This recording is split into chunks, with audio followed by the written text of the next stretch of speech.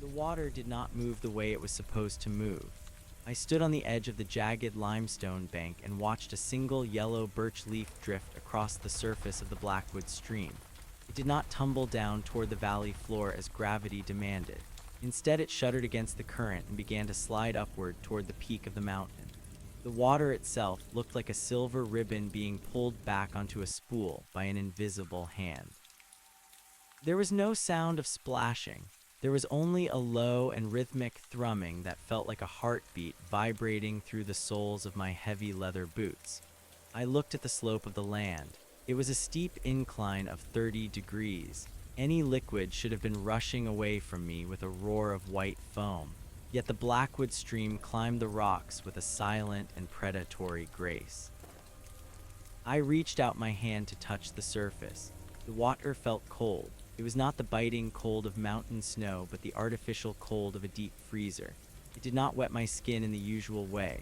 It clung to my fingertips like a thin layer of oil. I pulled my hand back and saw that the droplets on my skin were also moving upward toward my wrist. I wiped them on my trousers and felt a sudden chill crawl up my spine. This was the first time I had seen the reversal. My grandfather had told me stories about the stream when I was a small child. He had warned me never to follow the water if it decided to go home. I did not understand what he meant back then. I understood it now. The forest around me was silent. There were no birds calling and no squirrels chattering in the brush. Even the wind had died down to a stagnant and heavy air that smelled of old copper and wet earth. I decided to follow the bank. I told myself it was scientific curiosity. I told myself that there must be a logical explanation involving magnetic fields or underground pressure.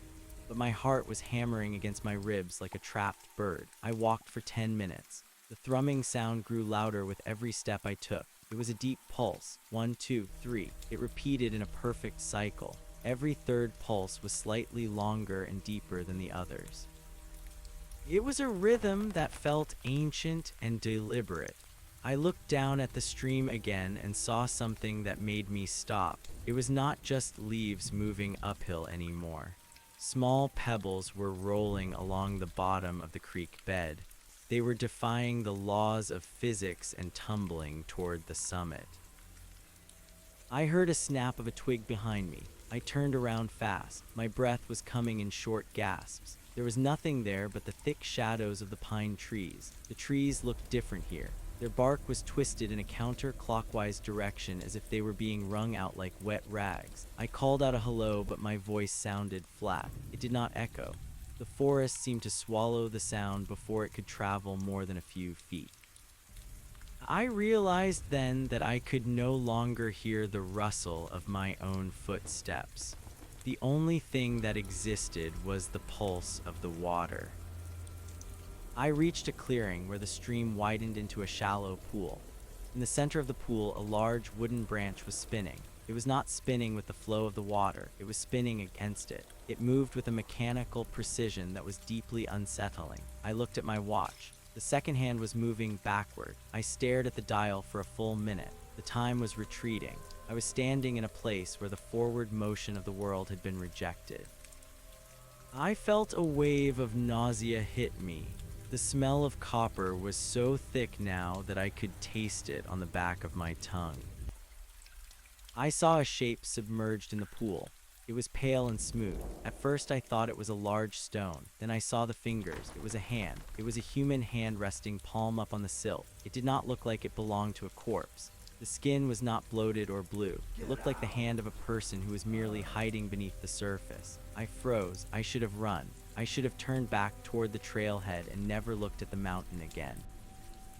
But the hand moved. The fingers curled inward one by one. First the pinky finger, then the ring finger, then the middle finger. It was beckoning me. I backed away from the pool. My boot caught on a root and I fell hard onto the moss. The ground felt soft. It felt too soft. It felt like flesh. I scrambled to my feet and looked down at where I had fallen. The moss was bruised a dark purple color. A thick and clear liquid was oozing from the spot where my knee had struck the earth. I did not stay to examine it. I began to run. I did not run back down the mountain. My legs would not let me. Every time I tried to turn my body toward the valley, I felt a sharp and stabbing pain in my temples. It was as if my brain was being rewired to accept only one direction. I was being forced to follow the stream. The path became narrower. The limestone walls of the canyon rose up on either side of me until the sky was nothing more than a thin gray crack far above. The thrumming was now so loud that it vibrated in my teeth. 1, 2, 3. The third pulse shook the very rocks beneath my feet. I noticed that the water was changing color. It was no longer silver. It was becoming a deep and bruised violet. It looked like ink. It looked like something that had never seen the sun. I saw a man standing on a ledge 20 feet above the water. He was wearing a flannel shirt and heavy work pants. He looked like any other hiker or local woodsman, but he was standing perfectly still. He was looking down at the stream with an expression of intense concentration. I shouted to him for help. I asked him if he knew the way out. He did not look at me. He did not even blink. He simply pointed his finger toward the source of the water. I looked where he was pointing. The stream did not come from a spring or a melting glacier. It was flowing out of a hole in the side of a cliff. The hole was perfectly circular. It looked like it had been bored into the mountain by a giant drill. The man finally spoke. His voice did not sound like a human voice. It sounded like two stones grinding together. He said that the mountain was thirsty. He said that the mountain was taking back everything it had ever given. I asked him what he meant. He finally turned his head to look at me. His eyes were not eyes. They were two smooth orbs of polished limestone. There were no pupils and no irises. He was part of the landscape now. He stepped off the ledge. He did not fall. He drifted downward as if he were weightless and landed on the surface of the backwards flowing water. He did not sink. He stood on top of the violet liquid and began to glide uphill toward the circular hole. I felt a pull in my own chest. It was a physical tugging on my heart. I looked down at my feet. My boots were no longer touching the ground. I was hovering an inch above the moss. I was being drawn toward the stream. I tried to grab onto a tree trunk, but my hands slipped off the twisted bark. The wood felt as slick as ice. I was being pulled into the cycle. The thrumming sound was now a roar. 1, 2, 3. On the third beat, I felt my body jerk forward 10 feet. I was losing control of my own movements. I realized then that the stream was not water at all. It was a vein. The mountain was a living thing, and I was being pulled into its circulatory system. I saw more objects floating past me on the surface of the violet river. I saw an old leather boot. I saw a rusted pocket watch. I saw a wedding ring that caught the dim light. All of these things were being reclaimed. I saw a small dog. It was a golden retriever. It was standing on the water, just like the man had been. It looked at me with eyes of stone and wagged its tail in a slow and rhythmic motion. 1, 2, 3. I reached the edge of the circular hole. The air coming out of the cave smelled of ancient dust and something sweet like rotting flowers. I could see carvings on the entrance of the hole. They were symbols I did not recognize. They looked like ripples in a pond. They looked like the fingerprints of a god. I tried to scream, but no sound came out. My lungs felt like they were filled with cold oil. I looked back one last time. I could see the valley far below. It looked like a different world. It looked like a dream I had once had. The man with the stone eyes was waiting for me at the mouth of the cave. He reached out his hand. I did not want to take it. I fought with every ounce of my will to stay on the bank, but the pulse was too strong. It was the rhythm of the earth itself. It was the pace of the stars. I felt my fingers touch his. His skin was as cold as the stream. He pulled me onto the violet water. I felt a sensation of total weightlessness. The pain in my head vanished. The fear vanished. There was only the slide. There was only the climb. We entered the mountain. The darkness was absolute, but I could still see the violet glow of the stream beneath my feet.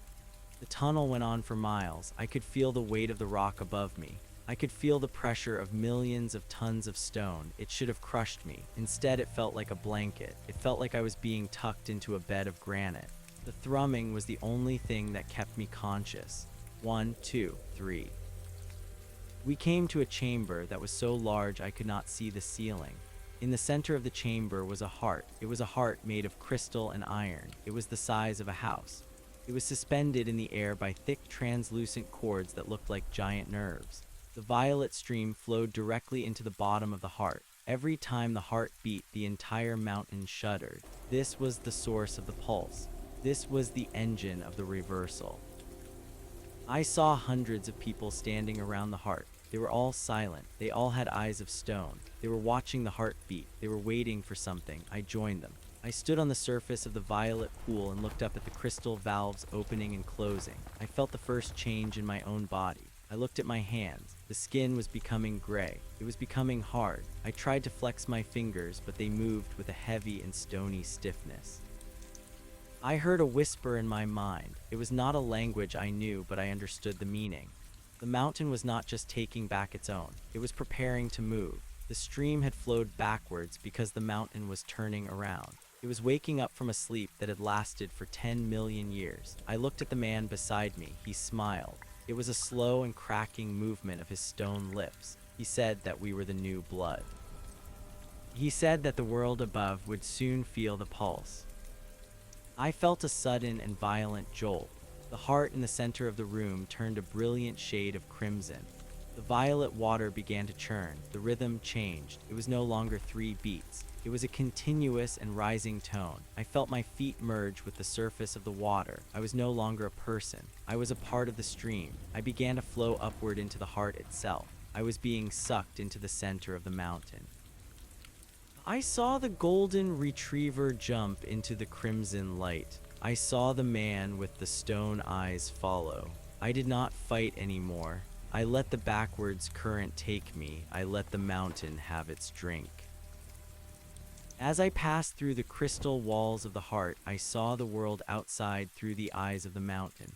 I saw the forests and the rivers and the cities of men. They looked like tiny specks of dust. They looked like a thin layer of moss on a giant stone. I felt the mountain begin to stretch. I felt the crust of the earth begin to crack. The stream that flowed backwards was just the beginning. The whole world was about to go home. I closed my eyes of stone and listened to the final beat. It was the loudest sound I had ever heard. It was the sound of the mountain standing up. The mountain stood up, and the world became a frantic blur of sliding tectonic plates and shattering timber.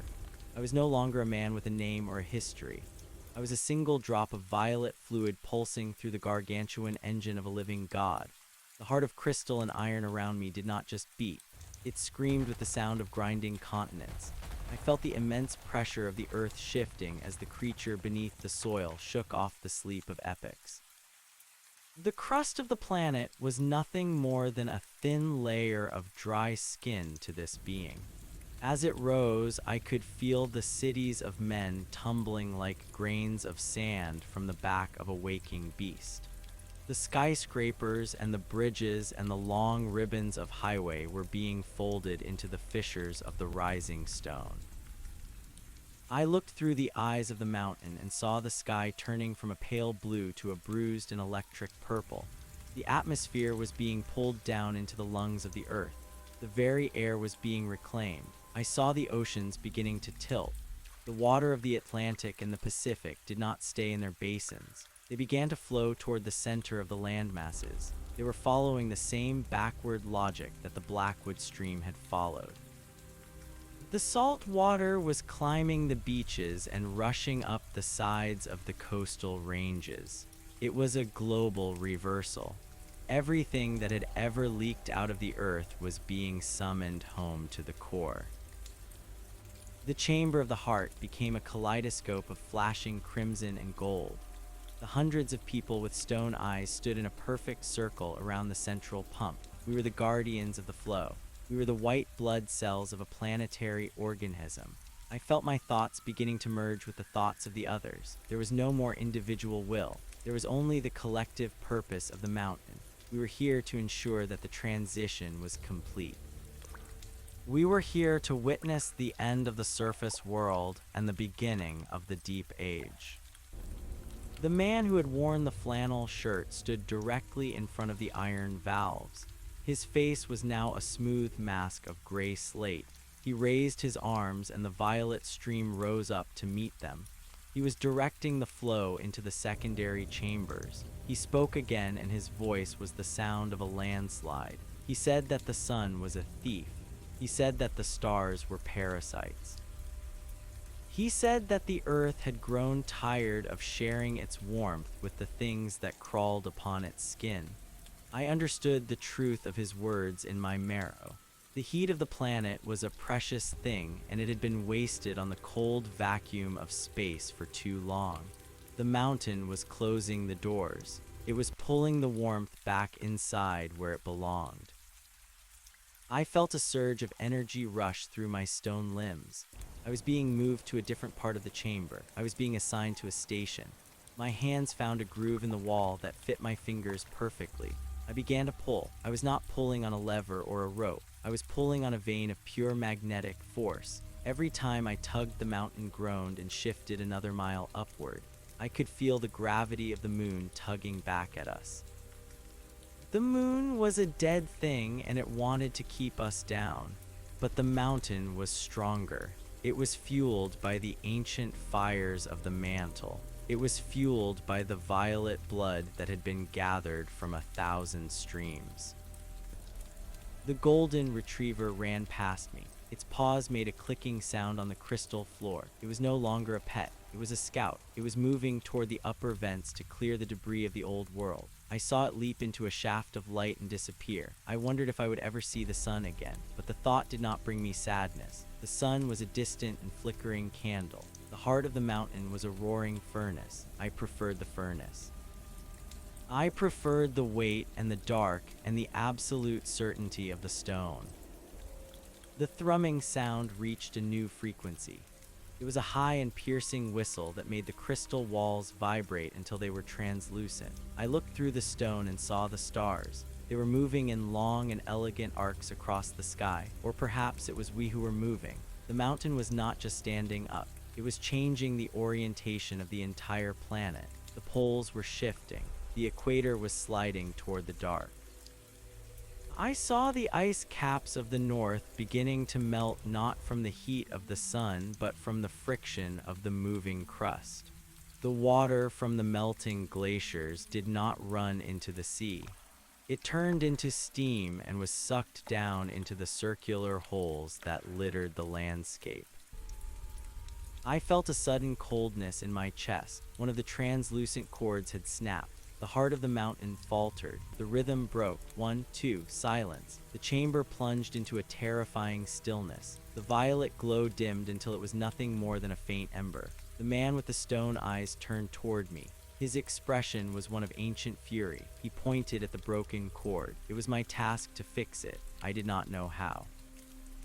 I was a creature of flesh and bone only a few hours ago. I did not understand the anatomy of a god.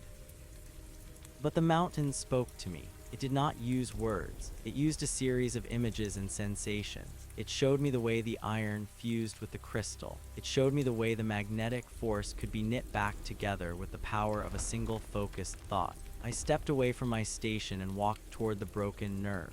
The cord was thick and slimy. It smelled of copper and ozone. I reached out and grabbed the two frayed ends. The moment I touched them, 1,000,000 volts of raw energy surged through my body.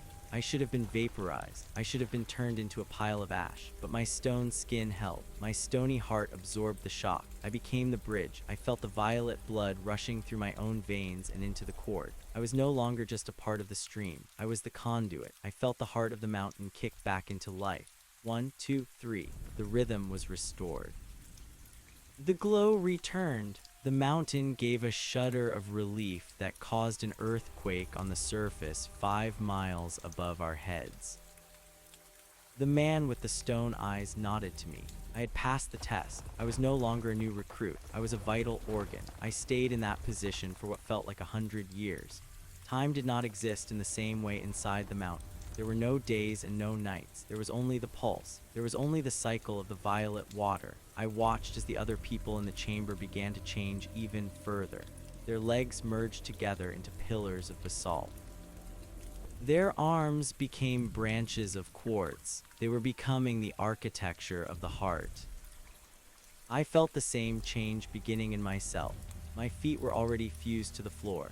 My torso was thickening and hardening into a block of granite. I did not fight it. I welcomed the stability. I welcomed the end of movement. I wanted to be a permanent part of this magnificent machine. I looked at my watch, which was still strapped to my stone wrist. The glass was cracked and the hands were gone. The metal had turned to rust and then to dust. I did not need to know the time. The mountain was the only clock that mattered. Outside the mountain, the world was becoming a silent wasteland. The air was too thin for birds. The water was too deep in the earth for trees. The cities were buried under miles of new mountain ranges. The age of man was a short and noisy interlude in the long history of the stone. We were returning to the beginning. We were returning to the silence of the primary crust. I felt a sense of profound peace. All the worries of my old life were gone. I did not care about my job or my house or the bills I had left unpaid. I did not care about the friends I would never see again. They were all part of the moss now. They were all part of the thin layer of dust that the mountain had shaken off. The heart gave a final and massive heave. We had reached the peak of the transition. The mountain was fully upright. Its head was poking through the very top of the atmosphere and into the blackness of space. I could feel the cold of the vacuum pressing against the outer slopes, but inside we were warm. Inside we were safe. The violet stream was flowing at a steady and effortless pace. The man with the stone eyes walked over to me. He was the only one who could still move. He was the priest of the heart. He placed a hand on my granite shoulder. He told me that the work was done. He said that the mountain would now sleep for another 20 million years. We would be the guardians of its dreams. We would stand in this chamber and keep the pulse steady while the world outside froze and thawed and froze again. I asked him if anyone would ever come back to the surface. He smiled his cracking smile. He said that the surface was a graveyard. He said that the only life left was the life that flowed in the dark.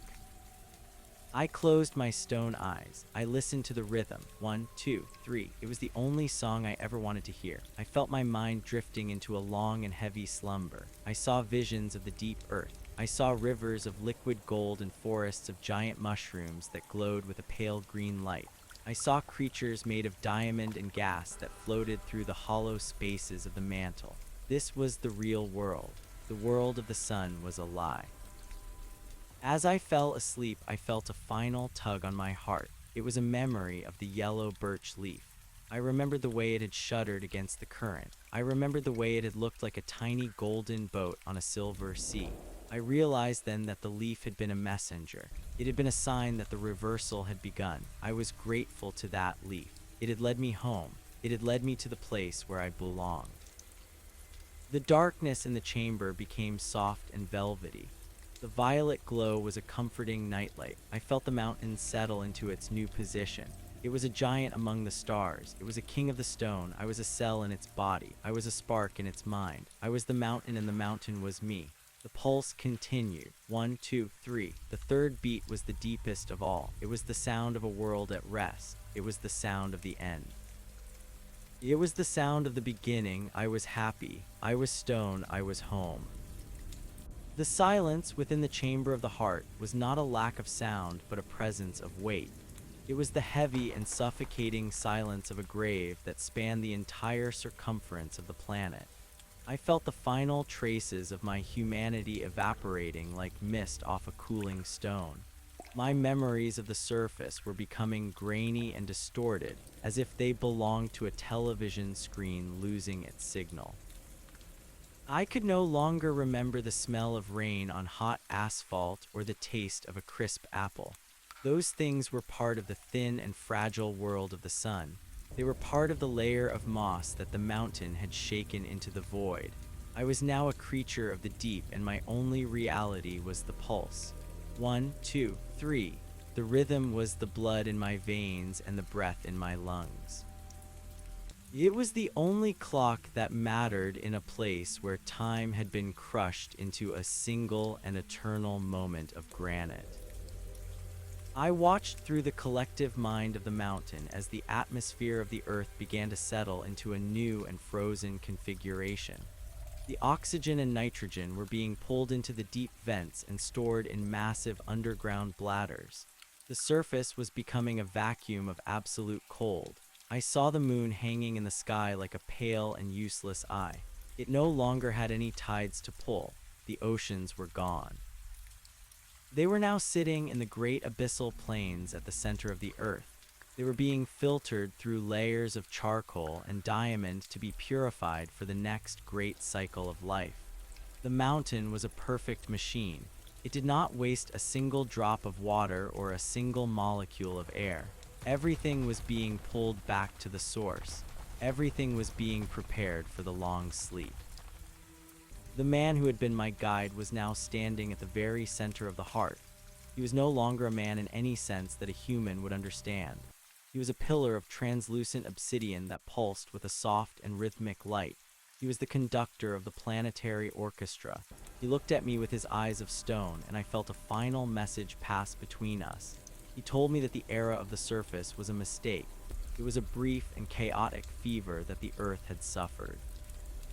The creatures that had crawled upon the skin of the planet were like parasites that had forgotten the host. They had built their cities and fought their wars as if they were the masters of the world. But the mountain had always been the true master. It had only been waiting for the right moment to reclaim its own. It had been waiting for the violet stream to reach the critical mass. I felt my consciousness expanding until I could feel the entire mountain range as if it were my own spine. I felt the weight of the snow on the distant peaks and the heat of the magma in the deep roots. I was no longer a single point of awareness. I was a network of stone and shadow. I could feel the hundreds of other people who had become part of the heart. We were all connected by the translucent cords. We were a single mind with a single purpose. We were the guardians of the transition. We were the ones who would stay awake while the rest of the world slept. We were the memory of the earth. We would remember the shape of the continents and the color of the sky so that when the mountain woke up again in 20 million years, it would know where to begin. The golden retriever appeared one last time at the edge of the violet pool. It was no longer a dog. It was a statue of solid gold with eyes of polished jade. It lay down at the base of the heart and became a permanent part of the floor. It was the symbol of the loyalty of the earth to its own.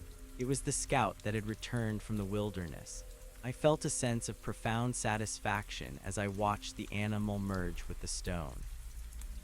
It was a beautiful and perfect conclusion to its journey. It was safe now. It would never have to hunt or hunger again.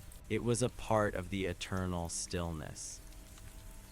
The crimson light of the heart began to fade into a deep and royal purple.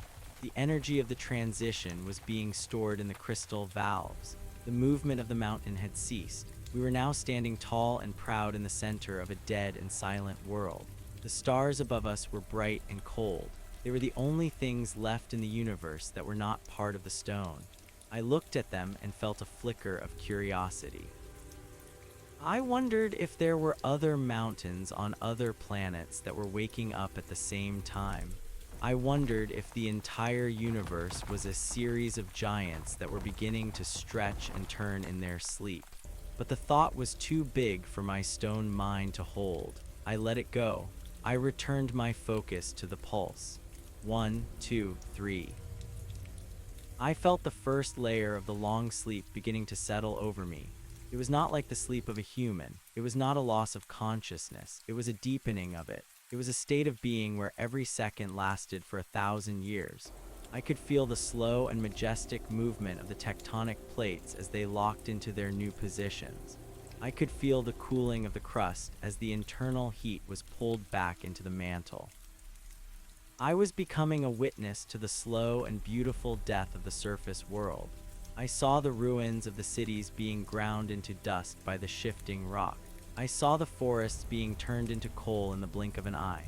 It was a process of purification. The earth was cleaning itself. It was washing away the stains of the humans and the animals and the plants. It was returning to its primary state of grace. The man of obsidian raised his hands for the last time. He spoke a word that was not a word. It It was a frequency that shattered the last remaining bits of glass in the chamber. It was the signal for the final lockdown.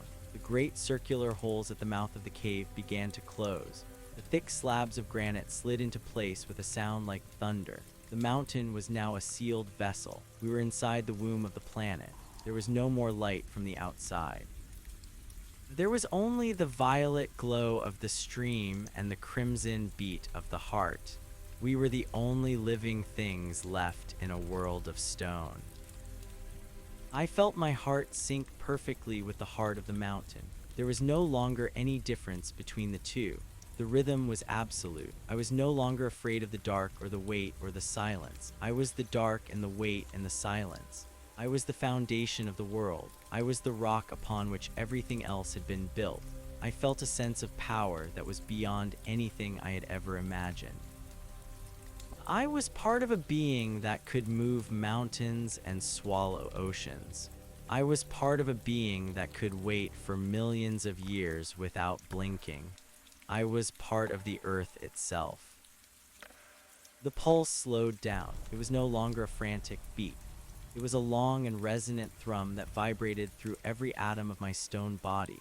1, 2, 3. The gaps between the beats grew longer. A year, a decade, a century. I did not mind the wait. I had all the time in the universe. I watched as the violet water became still and glassy.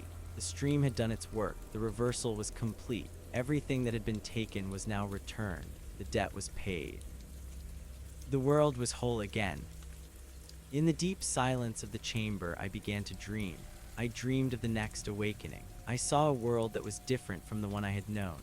I saw a world where the trees were made of crystal and the animals were made of light. I saw a world where the humans were not parasites but partners. I saw a world that was worthy of the mountain, but that was a long way off. For now there was only the dark. There was only the cold. There was only the steady and comforting pulse of the stone.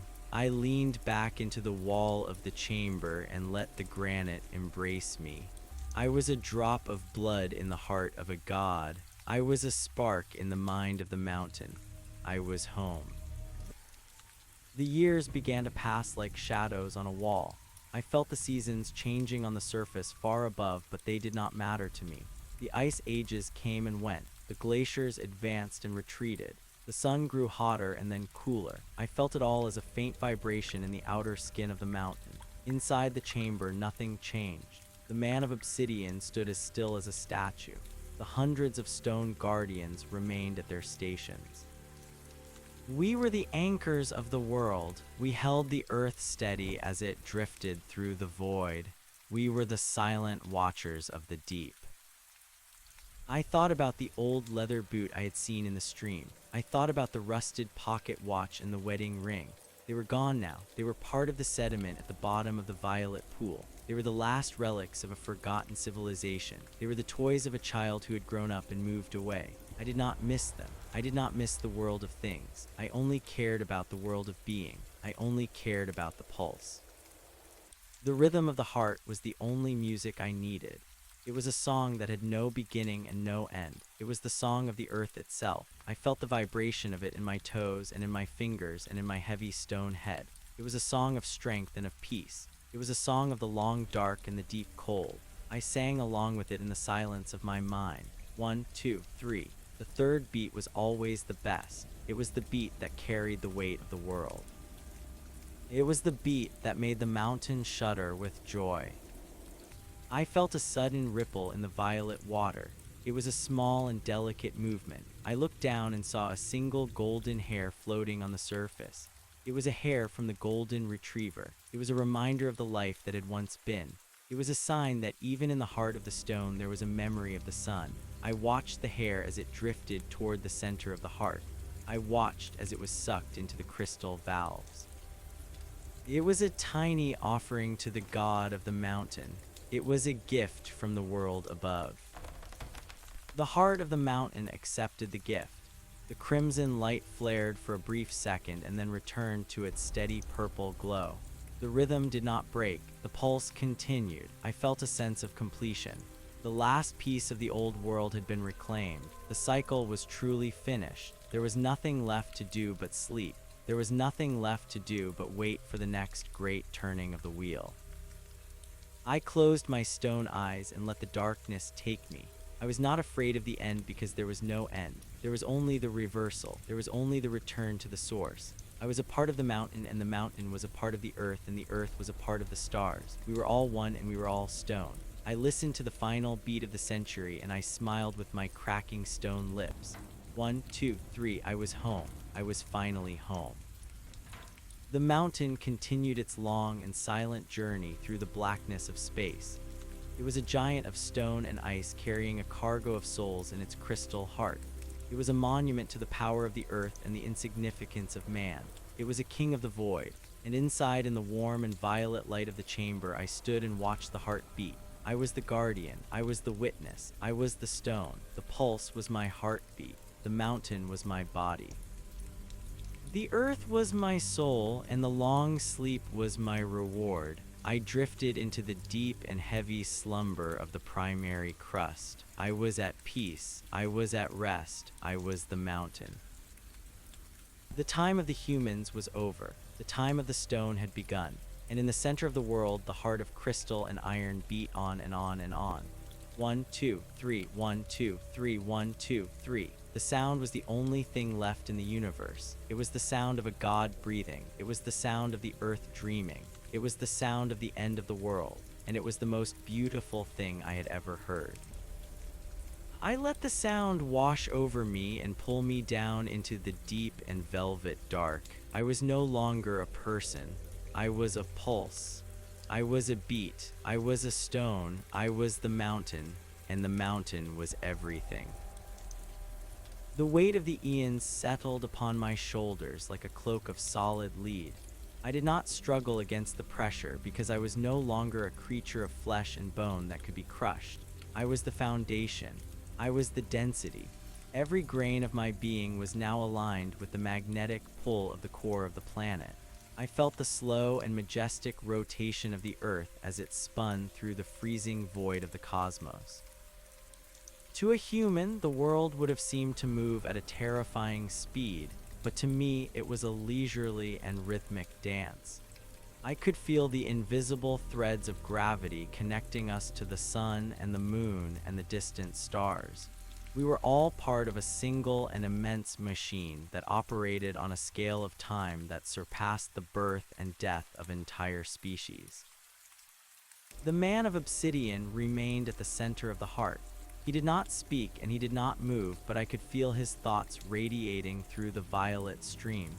He was showing me the history of the stone.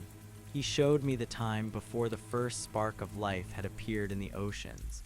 He showed me the world when it was a ball of molten fire and the world when it was a silent sphere of ice. He showed me that the period of biological life was nothing more than a thin and colorful film on the surface of a deep and dark ocean. It was a beautiful dream that the earth had experienced, but it was a dream that had turned into a nightmare. The humans had been the peak of that dream, and they had also been the cause of its end. They had dug too deep and taken too much and forgotten that they were guests on a host that was far older and far more powerful than they could ever imagine. I felt a sense of pity for the people I had once known. I thought about the man who had worked in the cubicle next to me and the woman who had sold me coffee every morning. They had lived their lives in a state of constant anxiety and noise. They had worried about the ticking of the clock and the balance of their bank accounts. They had never known the peace of the stone. They had never known the silence of the deep crust. They had spent their few years on the surface fighting against the very elements that gave them life. And now they were gone. Their cities were being ground into a fine powder by the advancing glaciers, and their bones were being dissolved by the acidic rain. They were being recycled into the basic elements of the earth. They were becoming the dust that would one day form the soil of a new and better world. The violet stream began to change its consistency. It became thicker and more luminous. It was no longer a liquid, but a gelatinous energy that hummed with a low and steady frequency. I felt it coating my granite skin and filling the cracks in my joints. It was a form of nourishment that sustained my consciousness without the need for food or water. I was being preserved in a state of perfect stasis. I was a seed planted in the dark of the mountain, waiting for a spring that was 20 million years away. I did not feel the passage of the hours or the days. I only felt the passage of the heartbeats. 1, 2, 3, each beat was a landmark in the vast desert of time. I looked at the other guardians in the chamber. They were all silent and still.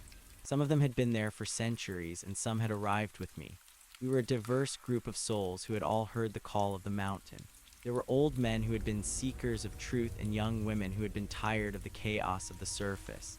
There were people from every corner of the globe who had found their way to the cave and surrendered themselves to the violet light. We were no longer defined by our language or our culture or our history. We were defined by our loyalty to the stone. We were the brotherhood of the heart. We were the custodians of the planetary memory. I felt a sudden shift in the alignment of the mountain. It was a subtle movement that would have been invisible to a human eye, but to me it felt like a massive heave of a giant chest. The mountain was adjusting its position to better catch the energy of the solar winds. It was extending its invisible antennae into the reaches of space. I could feel the radiation of the sun hitting the outer slopes and the cold of the vacuum pressing against the peaks. The mountain was a living entity that breathed the light of the stars. It was a traveler in the cosmic ocean, and we were the crew of its rocky ship. The man of obsidian turned his head toward me. His eyes of stone glowed with a faint and inner light. He told me through the collective mind that the first era of the sleep was beginning. This was the time of the great freezing. The heat of the core was being pulled inward to protect the heart, and the surface was being left to the mercy of the void. I saw the last of the clouds disappear from the sky. I saw the stars become sharp and bright like diamonds on a black velvet cloth. The atmosphere was now a thin and frozen layer that clung to the rock. There was no more sound on the surface. There was no more wind and no more thunder. There was only the silence of the absolute zero. Inside the chamber, we were protected. The violet light provided a warmth that was not of the sun.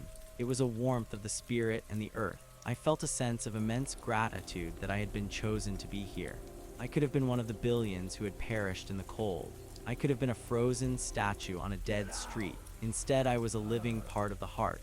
I was a witness to the greatest transition in the history of the world. I was a part of the solution and not the problem. I began to explore the depths of my own stone mind. I found that I could remember every detail of my life on the surface with a clarity that was startling. I could see the face of my mother and the color of the car I had driven. I could hear the sound of the wind in the trees and the laughter of children in the park. But these memories no longer held any emotional weight. They were like the pages of a book that I had read a long time ago.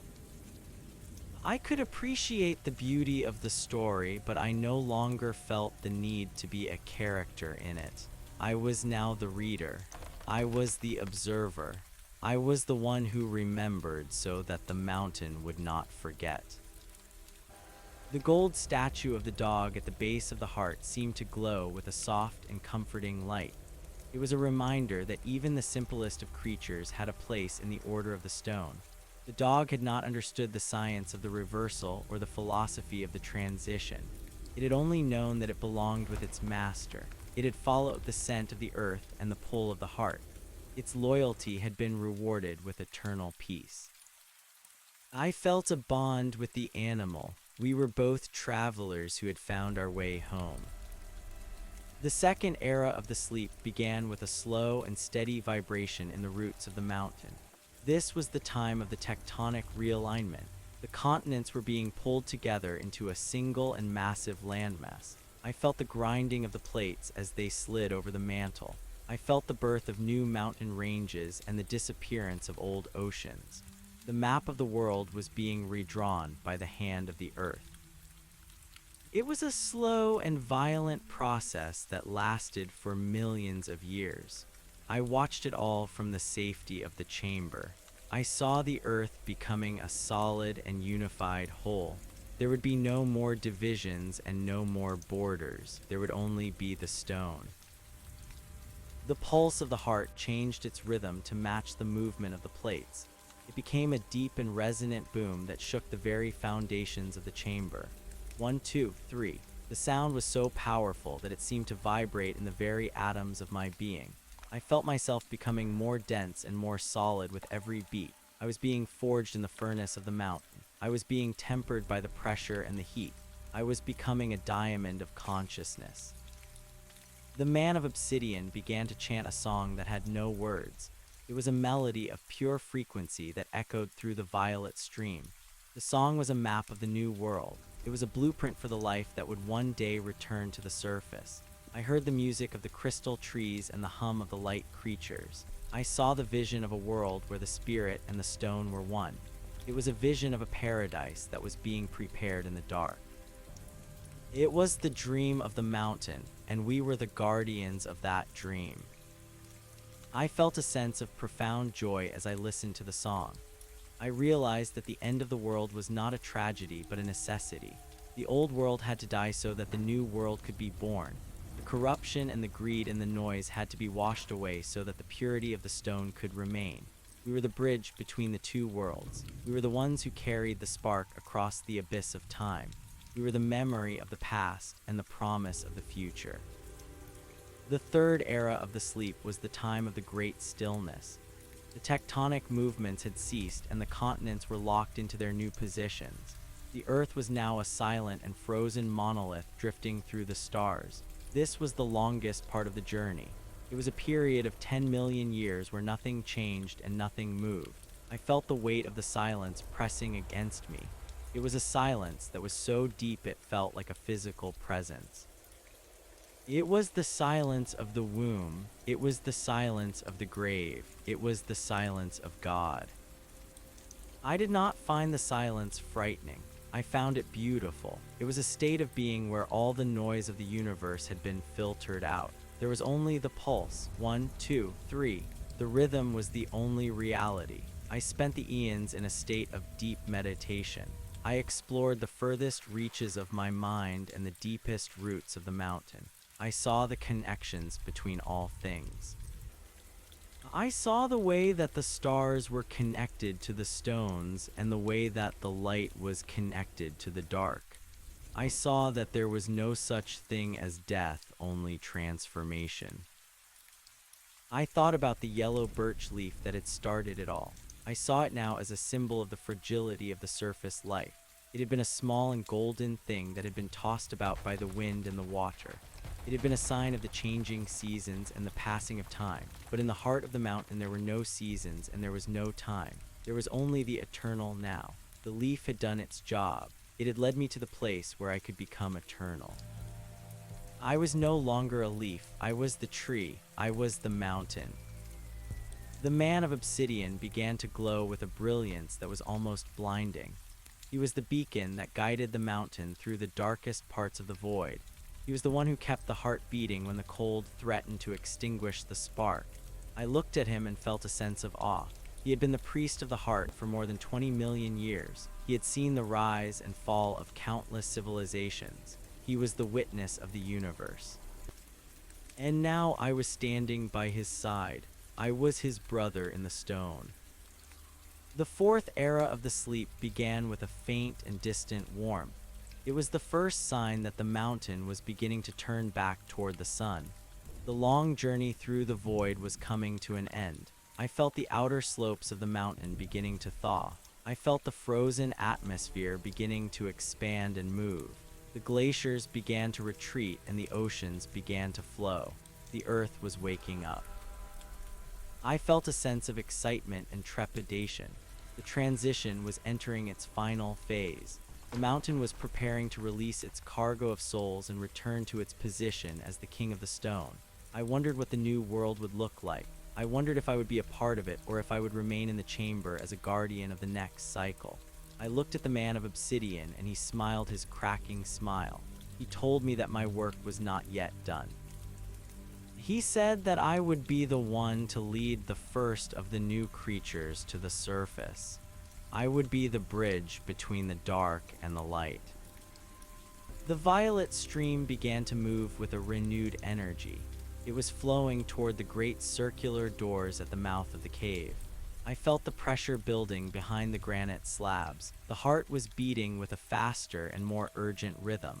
1, 2, 3, 1, 2, 3. The sound was like a drum roll before a great performance. The mountain was stretching its limbs and opening its eyes. I felt my stone body beginning to soften. I was not becoming a human again, but I was becoming something new. My skin was still made of granite, but it was now flexible and warm. My eyes were still made of stone, but they could see the colors of the spirit. I was a hybrid of the earth and the light. I was the first of the new race. I walked toward the doors and felt the power of the mountain flowing through my veins. I was no longer a cell in the body.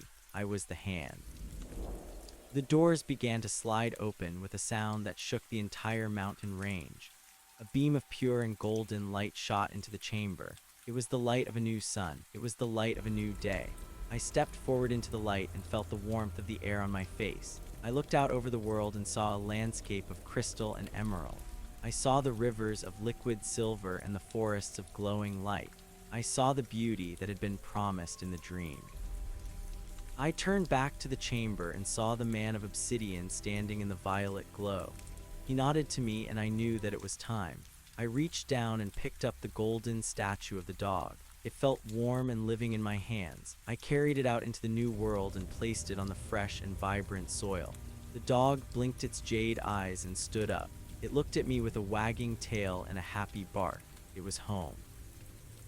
I stood on the peak of the mountain and looked at the horizon. I saw the other mountains waking up. I saw the pillars of light rising from the earth and reaching toward the stars. The world was alive. The world was new, and I was the guardian of the transition. I was the memory of the stone. I was the spark in the mind of the mountain. I was the beginning and the end. I was the one who had returned from the dark to tell the story of the light. I was happy. I was stone. I was home. The golden dog shook its metallic fur, and the sound was like 1,000 tiny bells ringing in the crisp morning air. It did not look like a machine or a statue anymore, but like a living vessel of the sun itself. I watched as it ran across the emerald grass, which felt like soft needles of cool glass against my own heavy feet.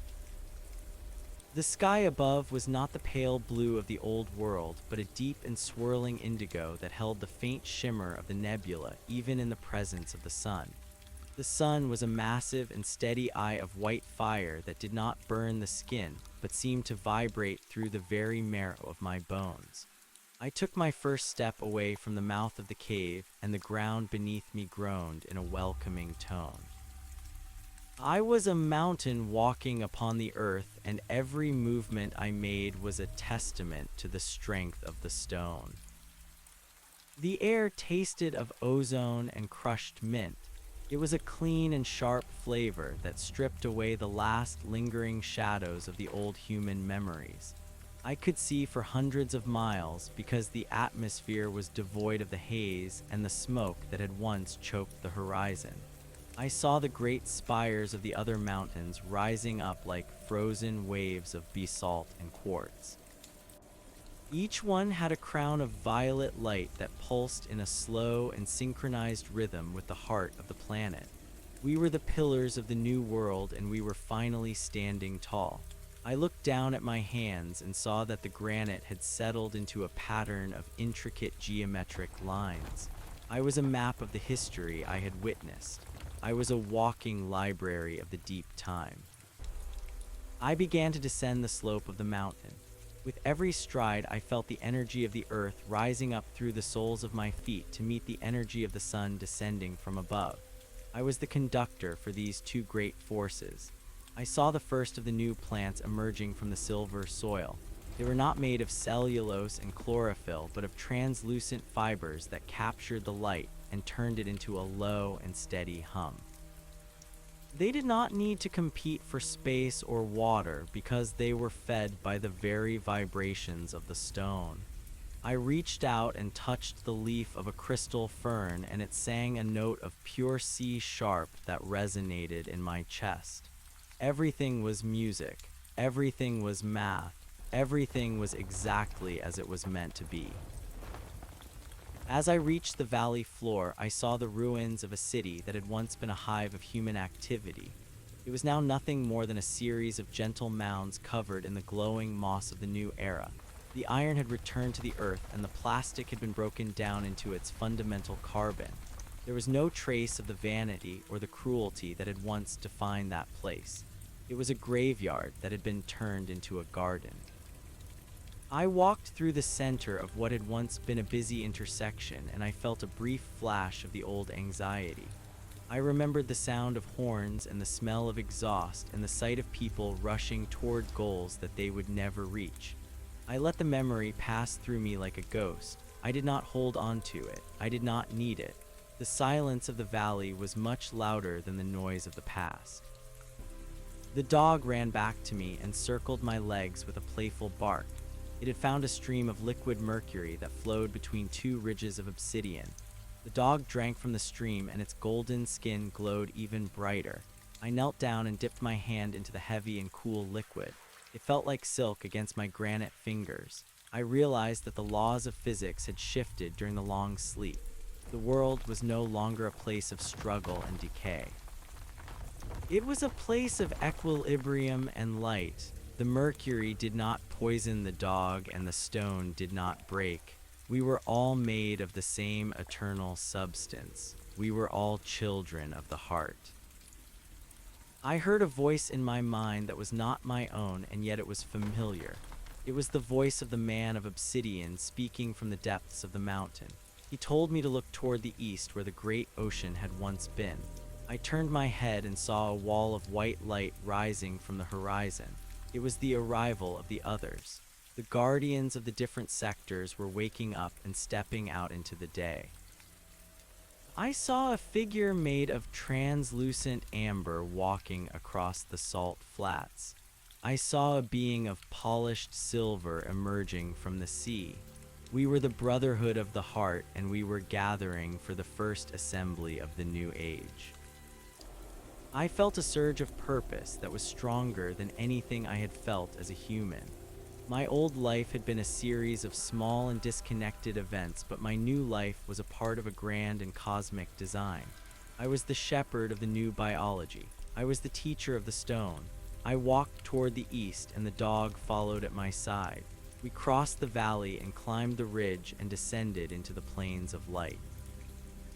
The ground was flat and smooth like a giant mirror, and I could see the reflection of the indigo sky beneath my feet. It felt as if I were walking on the stars themselves. When I reached the center of the plain, I saw the other guardians waiting for me. There were 12 of us in total. We stood in a circle, and the violet light from our chests linked together to form a dome of energy that reached up into the clouds. We did not speak with words because words were too small for the things we had to say. We shared our memories of the long sleep and our visions for the future. We saw the rise of the light creatures and the development of the crystal cities. We saw the Earth becoming a beacon of consciousness that would eventually signal to the other living planets in the galaxy. We were no longer alone in the universe. We were a part of the galactic choir. The man of obsidian appeared in the center of our circle. He was no longer a figure of dark stone, but a being of pure and radiant violet light. He told us that the era of the Guardians had begun. We were to be the architects of the new paradise. We were to ensure that the mistakes of the past were never repeated. We were to teach the new life forms the value of the silence and the power of the pulse. He gave each of us a seed made of diamond and told us to plant them in the 4 corners of the world. These seeds would grow into the great trees of memory that would hold the history of the earth forever. I took my diamond seed and felt its weight in my hand. It was cold and heavy, and it vibrated with the frequency of 1,000 suns. I knew where I had to go. I had to return to the place where I had first found the yellow birch leaf. I had to return to the beginning so that I could start the end. I turned away from the circle and began the long journey back to the forest of my youth.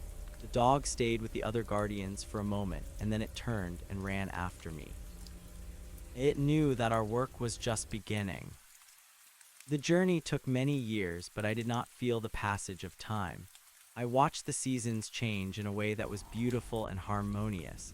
There was no more winter of death, but only a winter of rest. The snow was made of soft white crystals that did not freeze the blood but warmed the spirit. I saw the first of the light creatures emerging from the crystal ferns. They were small and delicate beings that looked like winged jewels. They flew around my head and sang songs of gratitude. I was their God and their father and their friend. I felt a deep and abiding love for every living thing in this new world. When I finally reached the location of the old forest, I found that it had been transformed into a cathedral of light. The trees were made of iridescent glass, and their leaves were shards of emerald and sapphire. The stream where I had seen the leaf was now a river of liquid light that hummed with the sound of the heart. I walked to the spot where I had stood as a frightened and lonely man, and I knelt down. I dug a hole in the silver soil with my granite hands, and I placed the diamond seed inside. As soon as the seed touched the earth, a pillar of white fire shot up into the sky. The ground shook with a joyous vibration, and the trees began to sing in a chorus of 1,000 voices. I felt the memory of the mountain flowing into the soil and the memory of the soil flowing into the mountain. The circle was complete.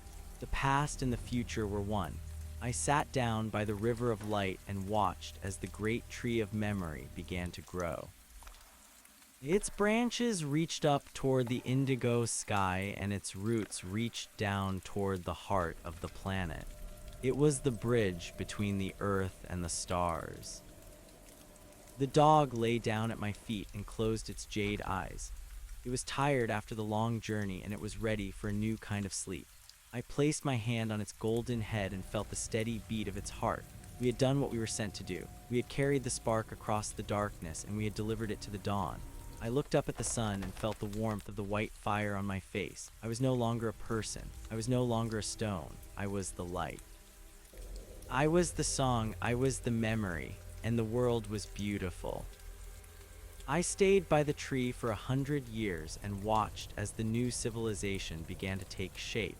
The light creatures built cities of song, and the guardians traveled between the stars on wings of gravity. There was no more hunger, and no more war, and no more pain. There was only the pulse and the music and the light.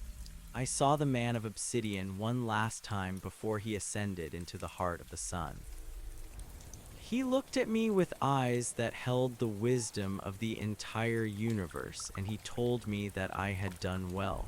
He said that I was now the master of the stone and the keeper of the flame.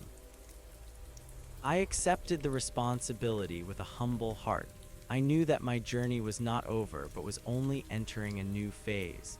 I would stay here by the tree of memory, and I would tell the story of the earth to anyone who would listen.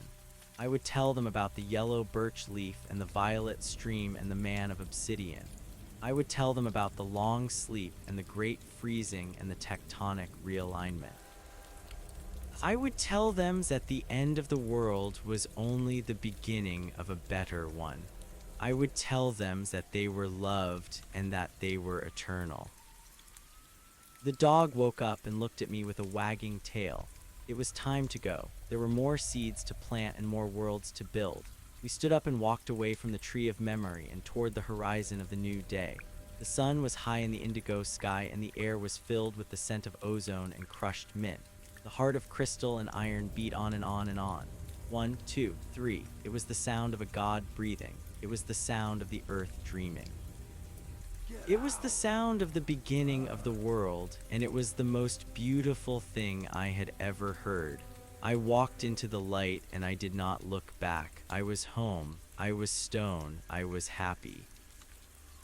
The landscape shifted as I moved further from the tree. The plains of light gave way to mountains of singing crystal. Every peak I passed resonated with a different frequency, and as I walked, I felt my own body adjusting its vibration to match the terrain. I was no longer just a guardian of one place, but a nomad of the entire transformed earth. The dog ran ahead of me, and its paws left glowing prints on the surface of the violet rocks. We were moving toward the great northern rift where the crust of the planet was still thin and the heat of the core could be felt as a gentle and pulsing warmth. In the rift, I found the first of the new sentient beings. They were not shaped like humans, but had bodies of fluid light that changed form according to their thoughts. They were gathered around a pool of liquid gold, and they were communicating through patterns of color that danced across the surface of the water. When they saw me, they did not flee in fear, but drifted toward me with a sense of profound curiosity. They felt the antiquity of my stone skin and the depth of the memories I carried within my chest. They touched my hands with their fingers of light, and I felt 1,000 years of their joy and their wonder in a single second. I stayed with the light beings for a long time, and I taught them the language of the stone. I showed them how to listen to the pulse of the heart and how to read the history written in the layers of the crust. I told them about the old world and the people who had lived there. I described the cities of concrete and the oceans of salt and the forests of wood. They listened with a sense of awe and sadness. They could not imagine a world where the spirit was separate from the matter or where the light was hidden by the dark. They promised to honor the memory of the ones who had come before and to build a world that was worthy of the sacrifice of the mountain. As I left the rift, I felt a change in the magnetic pull of the Earth. The planet was preparing for its next great alignment with the center of the galaxy. The violet light in my chest began to pulse with a new and urgent rhythm. I knew that I had to reach the highest peak in the world before the alignment was complete. I had to be the anchor for the energy that would soon be pouring down from the stars. I began to climb the slopes of the great central spire, which rose 30 miles into the indigo sky. The climb was long and difficult, but I did not tire. My granite muscles were fueled by the very gravity of the planet, and my mind was focused on the task ahead. As I ascended, the air became thinner and the stars became brighter. I could see the curvature of the earth beneath me and the vast patterns of the new biology spreading across the continents. I saw the trees of memory glowing like lanterns in the dark and the rivers of light flowing like veins of silver through the landscape. The world was a living and breathing work of art. When I reached the summit, I was standing above the clouds. The sky was a solid vault of black velvet filled with the fire of 1 billion suns. I stood at the very center of the peak, and I opened my arms wide. I felt the invisible threads of the universe connecting to my body. I was the lightning rod for the cosmic consciousness. I felt the energy of the galactic center hitting the top of my head and flowing down through my spine and into the heart of the mountain.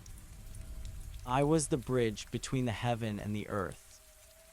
The alignment lasted for 1,000 years, and during that time I did not move. I was a statue of pure and radiant energy.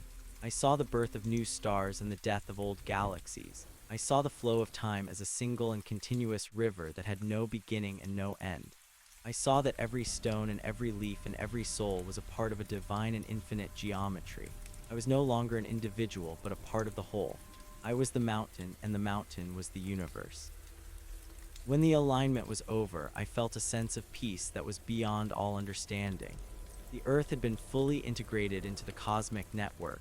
We were no longer a lonely planet drifting in the void, but a conscious participant in the life of the galaxy.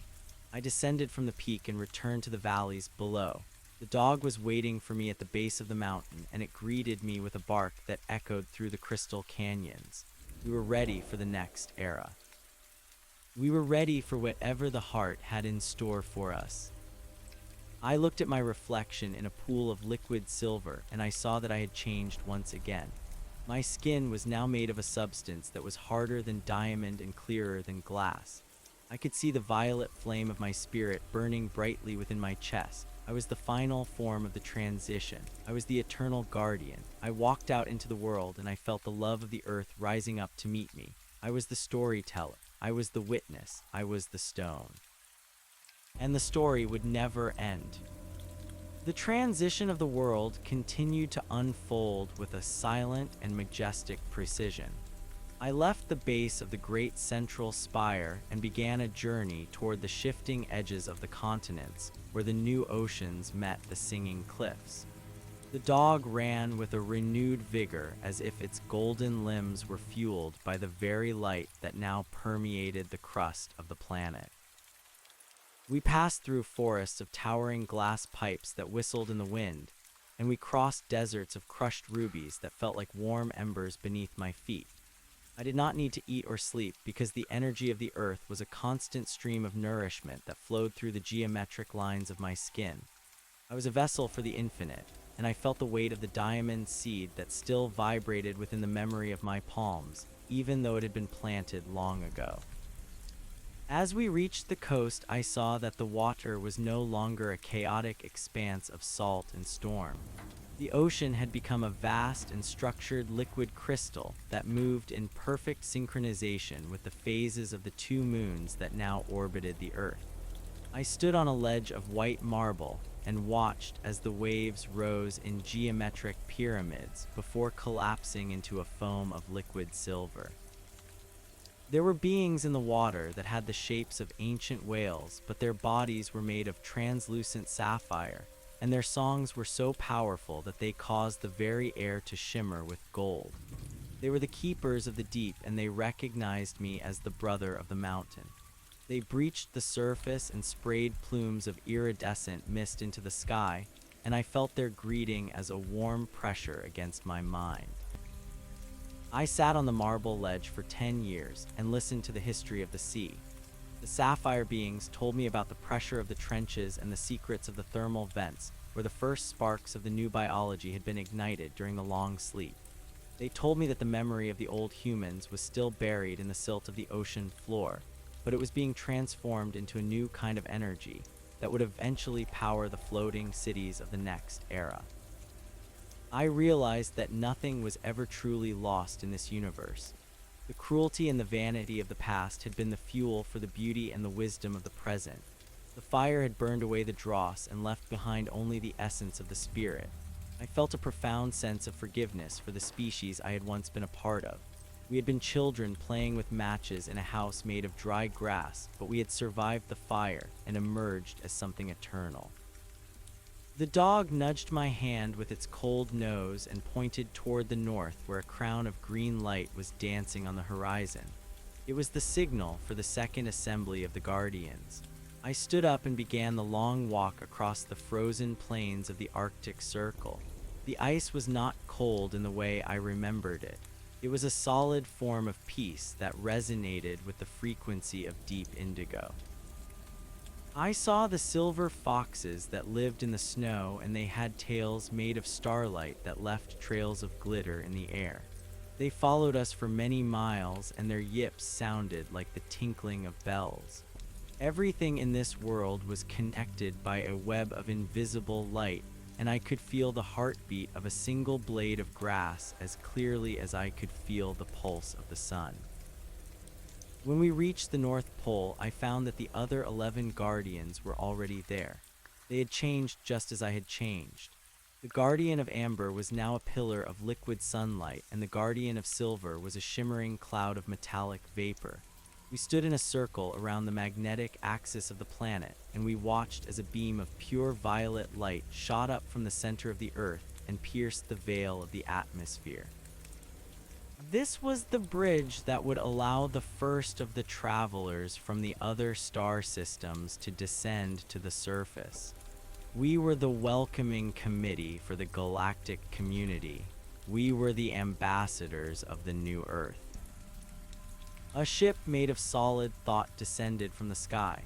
It did not have engines or wings, but was a sphere of shifting colors that moved through the air like a bubble in a stream. The beings that stepped out of the ship were made of a substance that was neither matter nor energy, but a perfect union of both. They looked at us with eyes that were like windows into other dimensions, and they spoke to us in a language of pure mathematics. They told us that they had been waiting for the Earth to wake up for 10 billion years. They told us that our planet was a vital piece of the cosmic puzzle, and that the music of the spheres was finally complete now that we had joined the choir. We spent 100 years in the company of the star travelers. They taught us how to manipulate the fabric of space and how to communicate with the consciousness of the stars themselves. They showed us that the universe was not a cold and empty void, but a warm and crowded nursery filled with infinite forms of life. I saw civilizations that lived on the surfaces of neutron stars and beings that existed as ripples in the gravitational field. I saw that the struggle for survival was a primitive concept that belonged to the lower stages of evolution. In the higher realms, there was only the struggle for expression and the pursuit of harmony. I felt my mind expanding until it touched the very edges of the galaxy, and I knew that I would never be small again. The star travelers left us with a gift of liquid light that we were to distribute among the new life forms of the Earth. I took my portion of the gift and traveled back toward the equator, where the Great Plains were now covered in a carpet of golden flowers. I poured the liquid light into the rivers and the streams, and I watched as the plants and the animals began to glow with a new intensity. The light creatures became more intelligent, and the crystal trees began to grow fruits that contained the wisdom of the ages. I saw the first of the new cities being built not out of stone and steel, but out of sound and light. The buildings were shaped like musical notes, and they resonated with the songs of the inhabitants. I returned to the valley where the ruins of the human city had once been. The mounds of glowing moss were now the foundations for a great university of the spirit. The light beings gathered there to study the history of the Earth and the laws of the new physics. I stood in the center of the intersection where I had once felt the flash of old anxiety, and I realized that the memory was finally gone. There was no more shadow of the past. There was only the brightness of the present. I saw a group of young light beings playing with the dog, and I felt a surge of fatherly pride. I was the ancestor of this new race, and I was the guardian of their future. The man of obsidian appeared beside me, and he was no longer a separate being but a reflection of my own soul. He told me that the time had come for me to take my place as the heart of the world. He said that the other guardians were merging with the elements they protected, and that I was to be the anchor for the entire planet. I accepted the invitation without hesitation. I walked to the center of the university, and I sat down on a throne of polished quartz. I closed my eyes, and I felt my consciousness expanding downward through the soil and the rock until it reached the very core of the Earth. I became the planet. I felt the rotation of the globe as a gentle swaying in my chest, and the heat of the core as a steady warmth in my belly. I felt the movement of the tectonic plates as the stretching of my limbs, and the flow of the oceans as the circulation of my blood. I was the mountain and the valley and the sea. I was the wind and the rain and the sun. I was the guardian of every atom and the shepherd of every soul. I stayed in this state of total union for 1,000,000 years, and I watched as the Earth became a jewel of light in the darkness of space. The dog stayed by my side through all the ages. It had become a creature of myth and legend, and its golden fur was now a tapestry of the history of the world. It was the companion of the heart and the witness to the glory. We sat together at the center of the world, and we watched as the stars danced in the sky. We saw the rise and fall of civilizations on other planets, and we heard the songs of the galactic choir echoing through the void. We were the peace that passes all understanding. and we were the joy that has no end. One day I felt a new vibration coming from the depths of the universe. It was a call from the creator of the light and the master of the stone.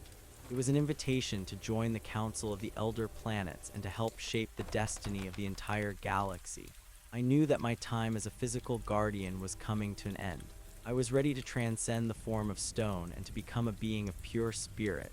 I looked at the dog and I saw that it was ready too.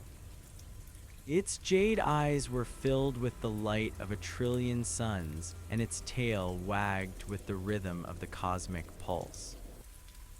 I stood up from my throne of quartz and I felt the granite of my body beginning to dissolve. I was turning into a cloud of violet sparks that filled the air with the scent of ozone and crushed mint.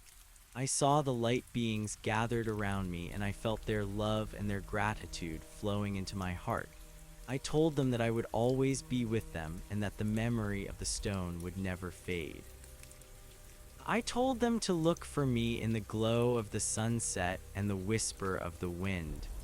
I told them that they were the children of the heart and that the universe was their home. The dog and I rose into the sky and we left the atmosphere of the Earth behind. We traveled through the solar system and past the rings of Saturn and the moons of Jupiter. We saw the sun as a great and benevolent eye that watched over the family of planets. We moved faster than the speed of light, and we crossed the vast distances between the stars in a single heartbeat. We were the travelers of the infinity, and we were the messengers of the peace. We reached the center of the galaxy, and we found a city made of solid light that was the home of the elder beings. They welcomed us with open arms and they gave us a place at the high table of the cosmic council. We spent an eternity in their company and we learned the secrets of the creation and the mysteries of the void. We saw that the universe was a great and beautiful thought that was being dreamed by a mind of infinite love. We saw that there was no such thing as death and that every end was only a new beginning. I looked back at the Earth and I saw it as a tiny blue spark in the distance. I felt a wave of affection for the little planet that had been my home for so long. I saw the trees of memory growing tall and the light creatures building their cities of song. I saw the sapphire beings jumping in the crystal ocean and the silver foxes running through the indigo snow. I knew that the world was in good hands and that the story would continue forever. I turned my gaze toward the future and I saw 1,000 new worlds waiting to be born. I was the architect of the light and the keeper of the flame. I was the stone and the song and the memory, and I was happy. The dog barked a note of pure joy, and we stepped into the heart of the great sun at the center of the universe. We were home. We were one. We were the light. The journey that had begun with a single yellow birch leaf had led me to the throne of the heavens.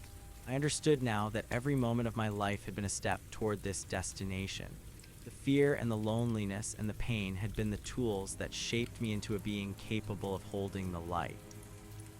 I was no longer a man, and I was no longer a mountain. I was the pulse of the universe, and I was the breath of the god.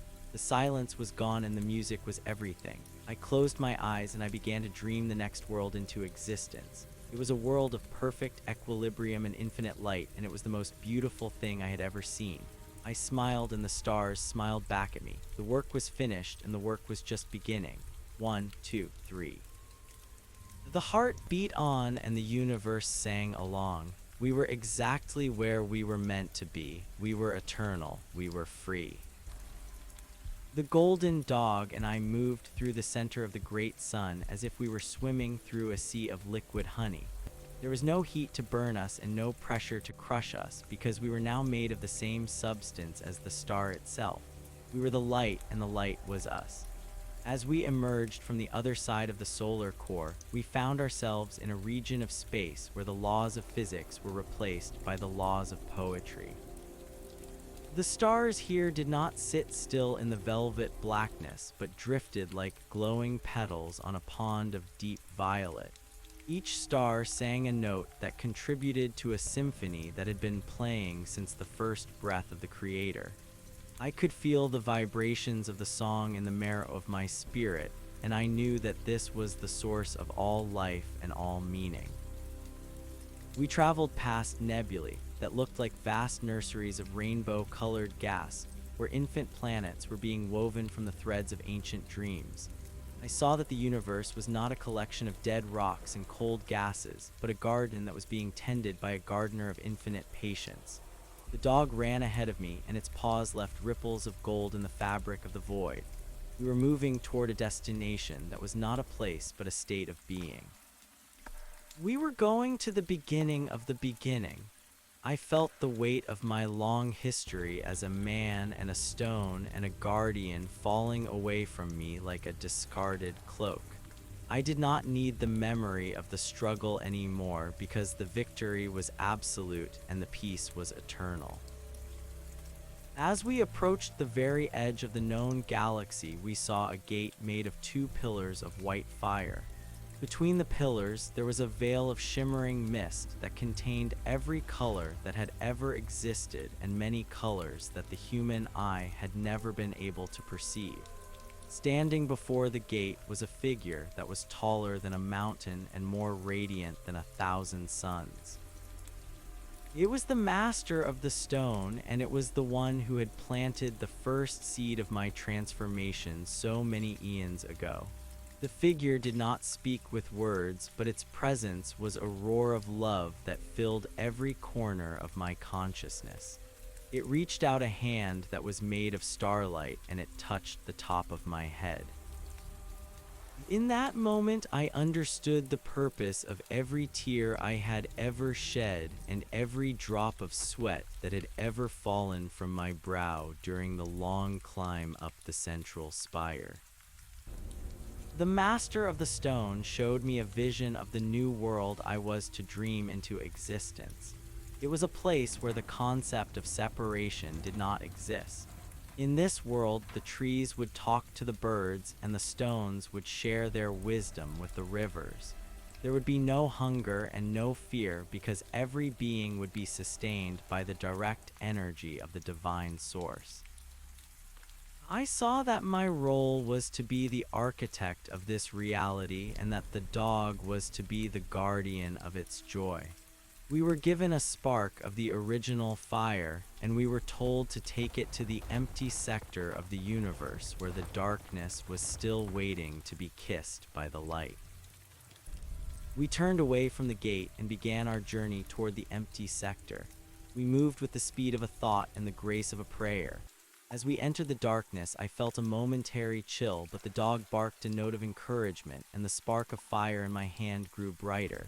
I reached out and touched the void, and I felt it respond to my touch. The darkness was not an enemy, but a canvas that was waiting for the first stroke of the brush. I began to weave the light into patterns of geometry and music.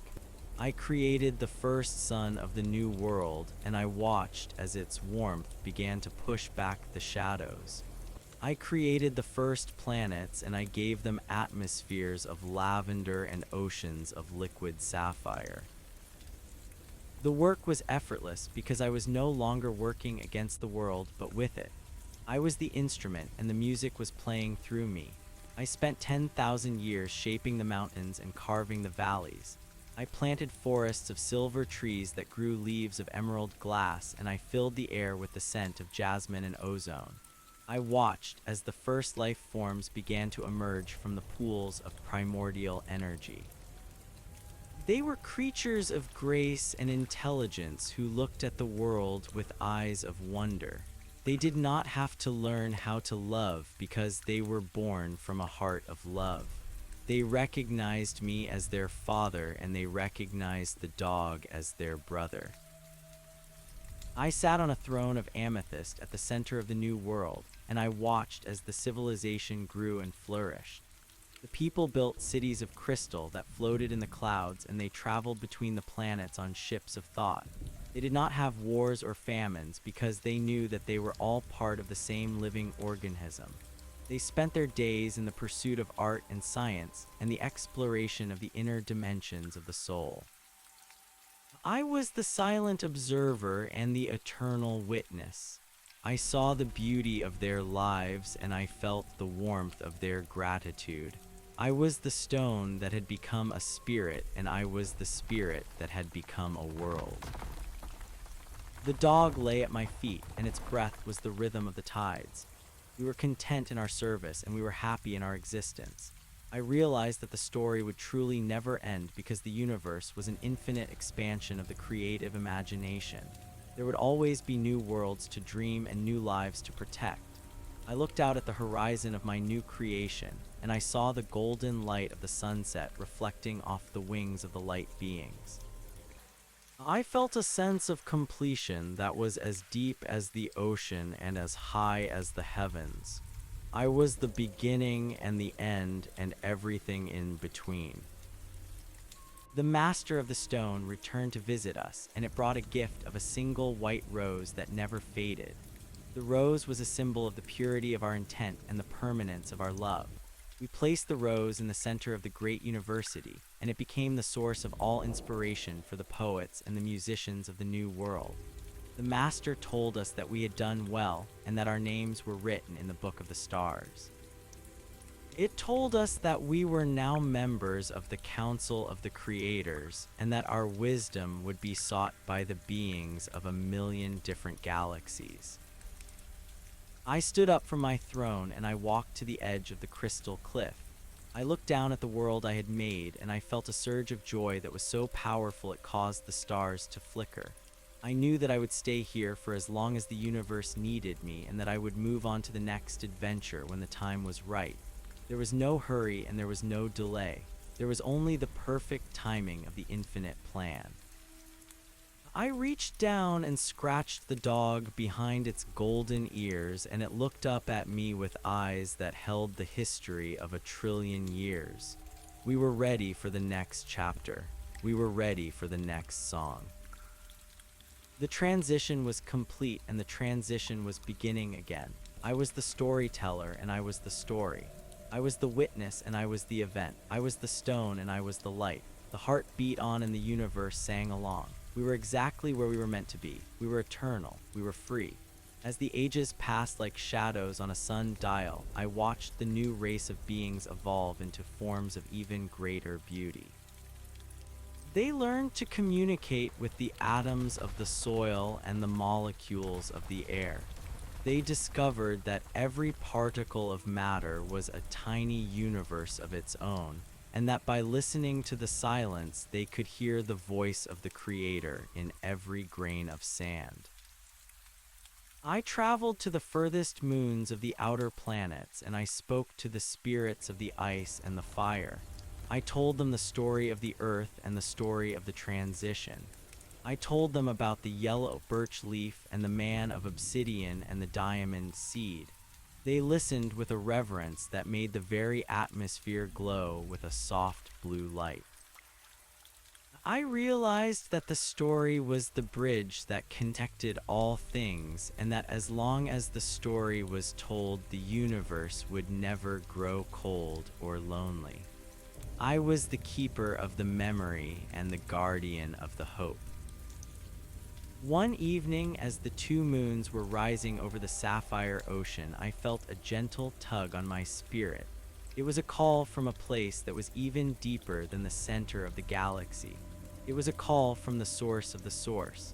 I knew that it was time for me to surrender my form once again and to merge with the absolute. I looked at the dog and I saw that it was also feeling the pull.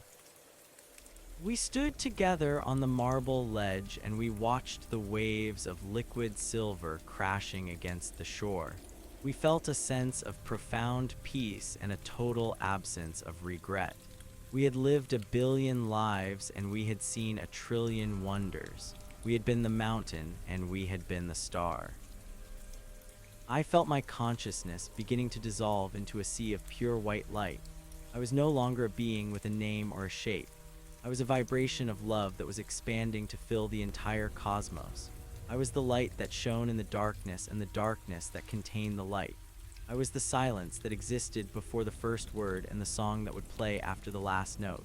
I felt the dog merging with me, and together we became a single point of infinite potential. We were the seed of a new universe, and we were the harvest of the old one. The last thing I saw before I disappeared into the white light was the image of the earth as it had been at the very beginning of the transition. I saw the trees of memory glowing like lanterns and the rivers of light flowing like silver. I saw the people waking up from their long sleep and looking at the sky with eyes of wonder. I saw the beauty and the tragedy and the glory of it all. I smiled one last time and then I was gone. But I was not gone. I was everywhere. I was everything. I was the heart of the world and the soul of the stars, and the story would never end. In the vast emptiness that followed the merger, I found that I was not alone. There were others who had reached this state of being, and they were like beacons of light in a sea of nothingness. We communicated without thoughts, and we understood without knowledge. We were the council of the ancients, and we were the architects of the future. We began to plan the next cycle of existence, and we chose the themes of the next great drama. We decided that the next world would be a world of water and light where the beings would live in the depths of the ocean and sing to the stars. I watched as the new universe was born from the womb of the white light. I saw the first galaxies forming and the first stars igniting. I saw the first planets cooling and the first oceans filling. I felt a sense of excitement that was as fresh as a spring morning. I knew that I would be there to guide the new life forms and to protect the new worlds. I would be the stone and the song and the memory once again. I would be the traveler and the guardian and the friend. The dog barked a note of joy that echoed through the new dimensions, and I knew that we were ready. We descended into the new universe, and we found a planet that was covered in a deep and crystalline sea. We took the form of two great sapphire whales, and we began to swim through the warm and glowing currents. We sang the songs of the old world to the new inhabitants of the deep, and we watched as they began to dream of the stars. We were the elders of the ocean and the keepers of the light. We were happy in our new form, and we were content in our new service. The cycle was continuing, and the story was unfolding with a majestic precision. I looked up through the clear water, and I saw the light of the suns reflecting off the surface. I felt the love of the Creator flowing through my massive body, and I knew that everything was exactly as it should be. There was no more fear, and there was no more pain. There was only the endless expansion of the spirit and the infinite joy of the creation. I closed my eyes, and I began to sing a song of gratitude that filled the entire ocean. The other sapphire beings joined in the choir, and the water began to shimmer with gold. We were the music, and the music was us. The heart beat on, and the universe sang along. We were eternal. We were free. 1, 2, 3. The rhythm was the same, and the peace was the same. We were home. The sapphire whales drifted through the warm currents of the newborn ocean for 10,000 years. We watched the light of the twin suns dance upon the surface of the water, and we felt the pulse of the planet beneath our fins. The water was not merely a liquid, but a medium of pure intelligence that carried our songs from one pole to the other. Each note we sang was a seed of consciousness that took root in the minds of the smaller creatures. We saw the silver fish begin to form patterns that mirrored the constellations, and we saw the coral reefs grow into sprawling cathedrals of living thought. The golden dog was now a creature of the deep with eyes that held the warmth of the sun and a tail that moved like a ribbon of fire through the dark blue depths. We were the guardians of the cradle, and we were the teachers of the first breath. One afternoon, as the tide turned toward the west, I felt a change in the frequency of the world. The silence of the deep was interrupted by a low hum that did not come from the water or the wind. It was a sound that came from the center of the planet itself. It was the sound of a heart awakening. I called to the golden dog, and we dived deeper into the abyss where the pressure was a heavy blanket of peace. We reached the floor of the ocean, and we saw a rift in the crust of the world that was glowing with a pale violet light. From the rift emerged a group of beings that were made of translucent glass and liquid light. They were the first children of this new world, and they were the heirs to the wisdom we had carried across the stars. The glass beings moved with a grace that surpassed even the flight of the birds in the old world. They did not have mouths, but they spoke through the colors that flashed across their skin. They looked at us with a recognition that spanned the ages, and they bowed their heads in a gesture of profound respect. We shared the memories of the earth and the journey through the center of the sun. We showed them the image of the yellow birch leaf and the face of the master of the stone. They absorbed the stories like parched soil absorbing the rain, and their forms grew brighter with every truth we shared. We knew then that our time as the sapphire whales was drawing to a close. The garden was planted and the keepers were ready. We rose to the surface for the last time, and we felt the air on our skin. The sky was a canopy of indigo and gold, and the stars were beginning to peek through the veil of the atmosphere. I looked at the golden dog, and I saw that its form was starting to shimmer and dissolve. We were being called back to the high table of the Cosmic Council to report on the birth of the new universe. I felt a wave of love for the sapphire ocean and the glass children, but I did not feel any sadness. I knew that we would always be a part of their history, and that they would always be a part of our spirit. We were the weavers of the tapestry, and the thread was infinite. We shed our heavy bodies, and we became streaks of white light that shot upward into the heavens. We passed through the layers of the atmosphere, and we entered the silent majesty of the void. The universe was larger and more beautiful than I had remembered. There were millions of new galaxies spinning in the darkness, and each one was a unique expression of the divine imagination. We traveled toward the center of the cosmic web, where the elder beings waited for us. They were sitting in a circle of light that was wider than a solar system, and their voices were a harmony that held the planets in their orbits. They welcomed us back with a joy that was like the breaking of 1,000 dawns. They told us that the work we had done in the sapphire ocean was a masterpiece of creation, and that the glass beings would one day become the messengers of peace for their own sector of space. They gave us a new task that was more challenging than anything we had faced before. We were to go to the edge of the great void, where the universe was still expanding into the nothingness. We were to be the scouts who would find the places where the next dreams could be planted. We were to be the pioneers of the infinity. The golden dog and I set out on our journey across the trackless wastes of the outer rim. We traveled past dead stars that were waiting to be reborn, and past black holes that were the gateways to other dimensions. We saw things that defied the logic of the mind but made perfect sense to the heart. We saw flowers that were made of frozen time, and we saw mountains that were made of pure sound. We were the explorers of the impossible, and we were the witnesses of the miraculous. Every step we took was a prayer, and every breath we drew was a song of praise. As we reached the very limit of the known universe, we saw a wall of gray mist that stretched out in every direction. It was the boundary between what was and what could be. It was the edge of the dream. I reached out a hand of light and I touched the mist. It was cold and it was silent, but it was also full of potential.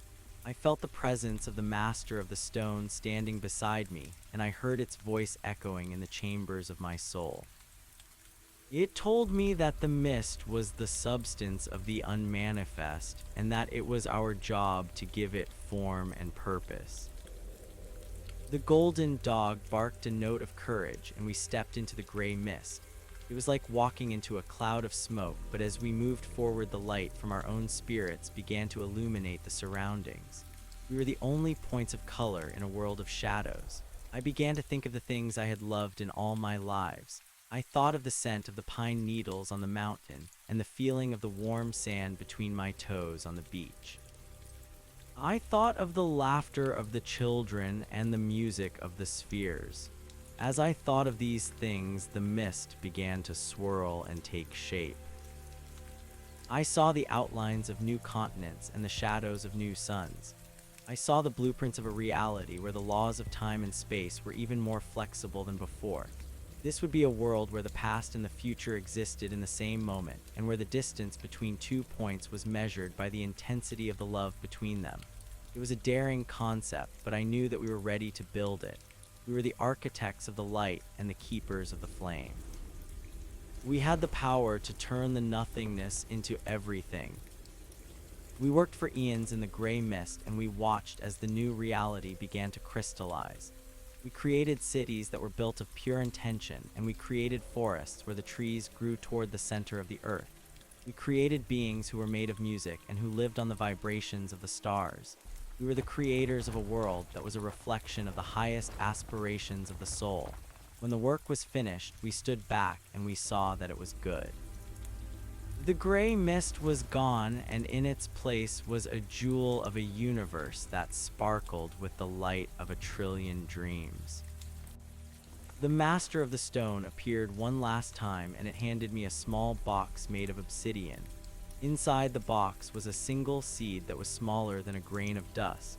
It told me that this was the seed of the next transition, and that I was to keep it safe until the time was right.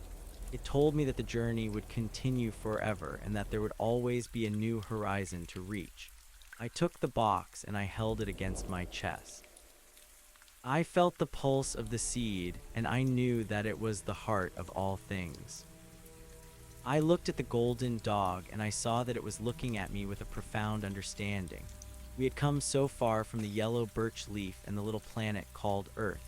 We had seen the birth and death of worlds, and we had become the agents of the infinite. We were no longer travelers, because there was nowhere left to go that was not already inside of us. We were the destination, and we were the path. We were the silence, and we were the sound. I sat down on a ridge of stardust, and I watched the new universe begin to spin. I felt a sense of peace that was so deep it was indistinguishable from the void. I knew that I was exactly where I was meant to be, and that the story would continue to unfold in ways that I could not even imagine. I was the stone and the song and the memory. I was the beginning and the end. I was the one and I was the many. The heart beat on and the universe sang along. We were eternal. We were free. The light of the new creation began to pull at my edges, and I felt the familiar sensation of dissolving into the whole. I did not resist the change, because I knew that every ending was only a new beginning. I closed my eyes and I let the music of the spheres carry me away. I was the breath of the Creator, and I was the dream of the mind of love. I was the light that could never be extinguished and the love that could never be lost. I was home, and I was everywhere. As my consciousness expanded to the furthest reaches of the new reality, I saw the faces of all those I had ever known. I saw the man of obsidian and the sapphire beings and the glass children. They were all part of the same great family, and they were all moving toward the same ultimate goal. We were the many voices of a single song, and we were the many sparks of a single fire. I felt a surge of gratitude that shook the foundations of the heavens. I thanked the Creator for the gift of life and the gift of the journey. I thanked the Master of the Stone for the gift of the struggle and the gift of the transformation. I reached out my hand and I felt the golden dog beside me. We were two and we were one. We were the messengers of the peace and the travelers of the infinity. We were ready for the next heartbeat and the next breath. We were ready for the next world and the next story. The universe was a great and beautiful thought, and we were the ones who were dreaming it. We smiled and the stars smiled back at us. The work was finished and the work was just beginning. 1, 2, 3. The rhythm was the same and the peace was the same. We were exactly where we were meant to be. We were eternal. We were free. The silence returned, but it was a silence that was full of meaning. It was the silence of the womb and the silence of the grave and the silence of the stars. It was the silence that contained all the words that had ever been spoken and all the songs that had ever been sung. I listened to the silence, and I heard the voice of the Creator whispering my name. It was a name that had no sound, but it was the name of everything that had ever been and everything that would ever be.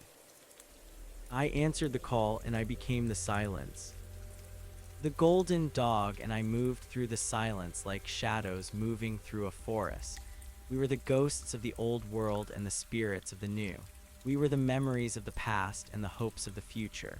We were the guardians of the threshold and the keepers of the gate. We were the ones who watched over the dreamers and the ones who guided the lost. We were the light in the eyes of the newborn and the peace in the hearts of the dying. We were the love that held the universe together.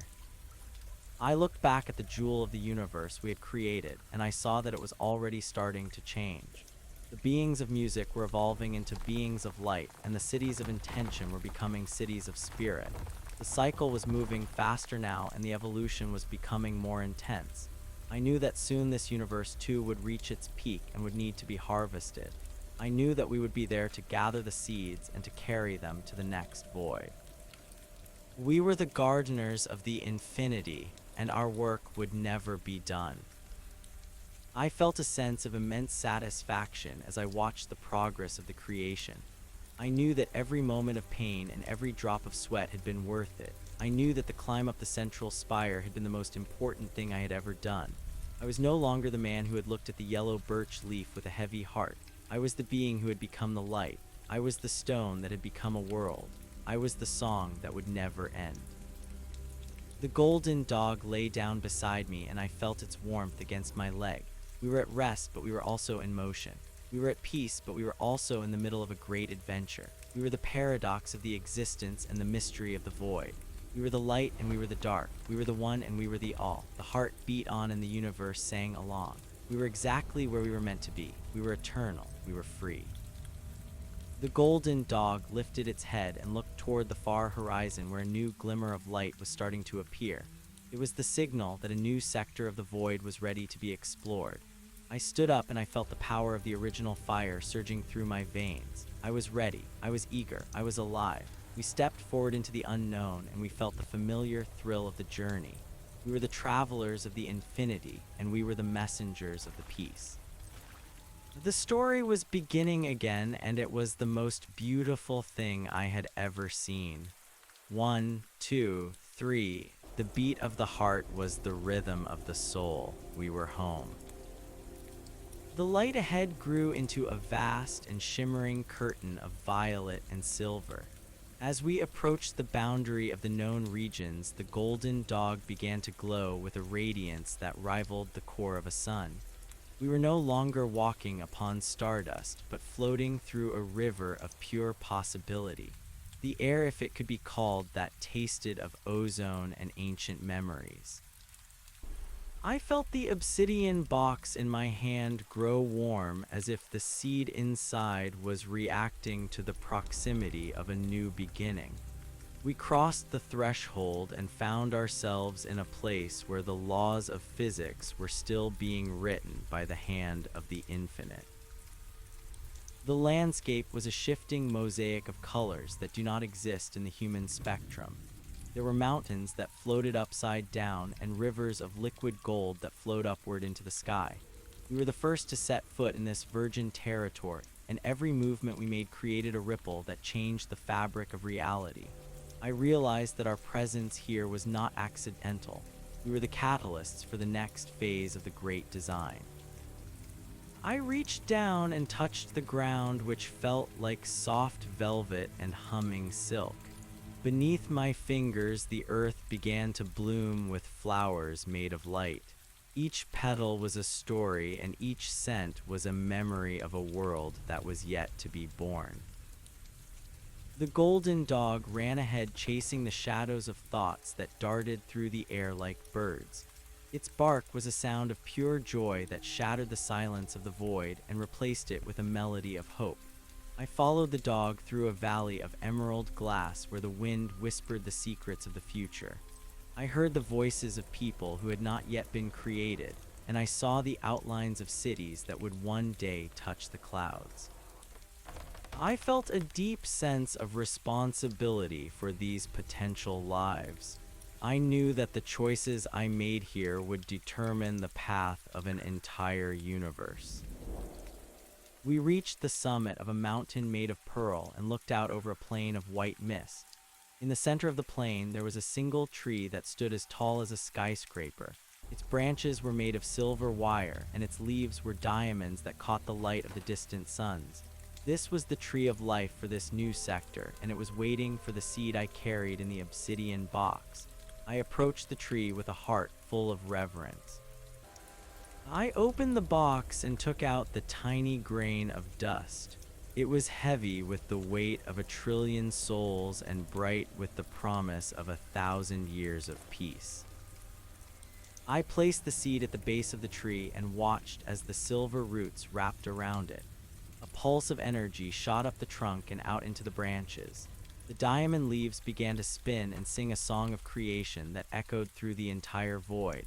The white mist on the plain began to lift, revealing a world of breathtaking beauty. There were oceans of turquoise and forests of amber. There were plains of purple grass and mountains of blue stone. The universe was waking up, and it was more magnificent than anything I had ever imagined. I sat beneath the tree of life and felt the connection between all things. I saw the line that stretched from the yellow birch leaf on the old earth to the silver tree in this new dimension.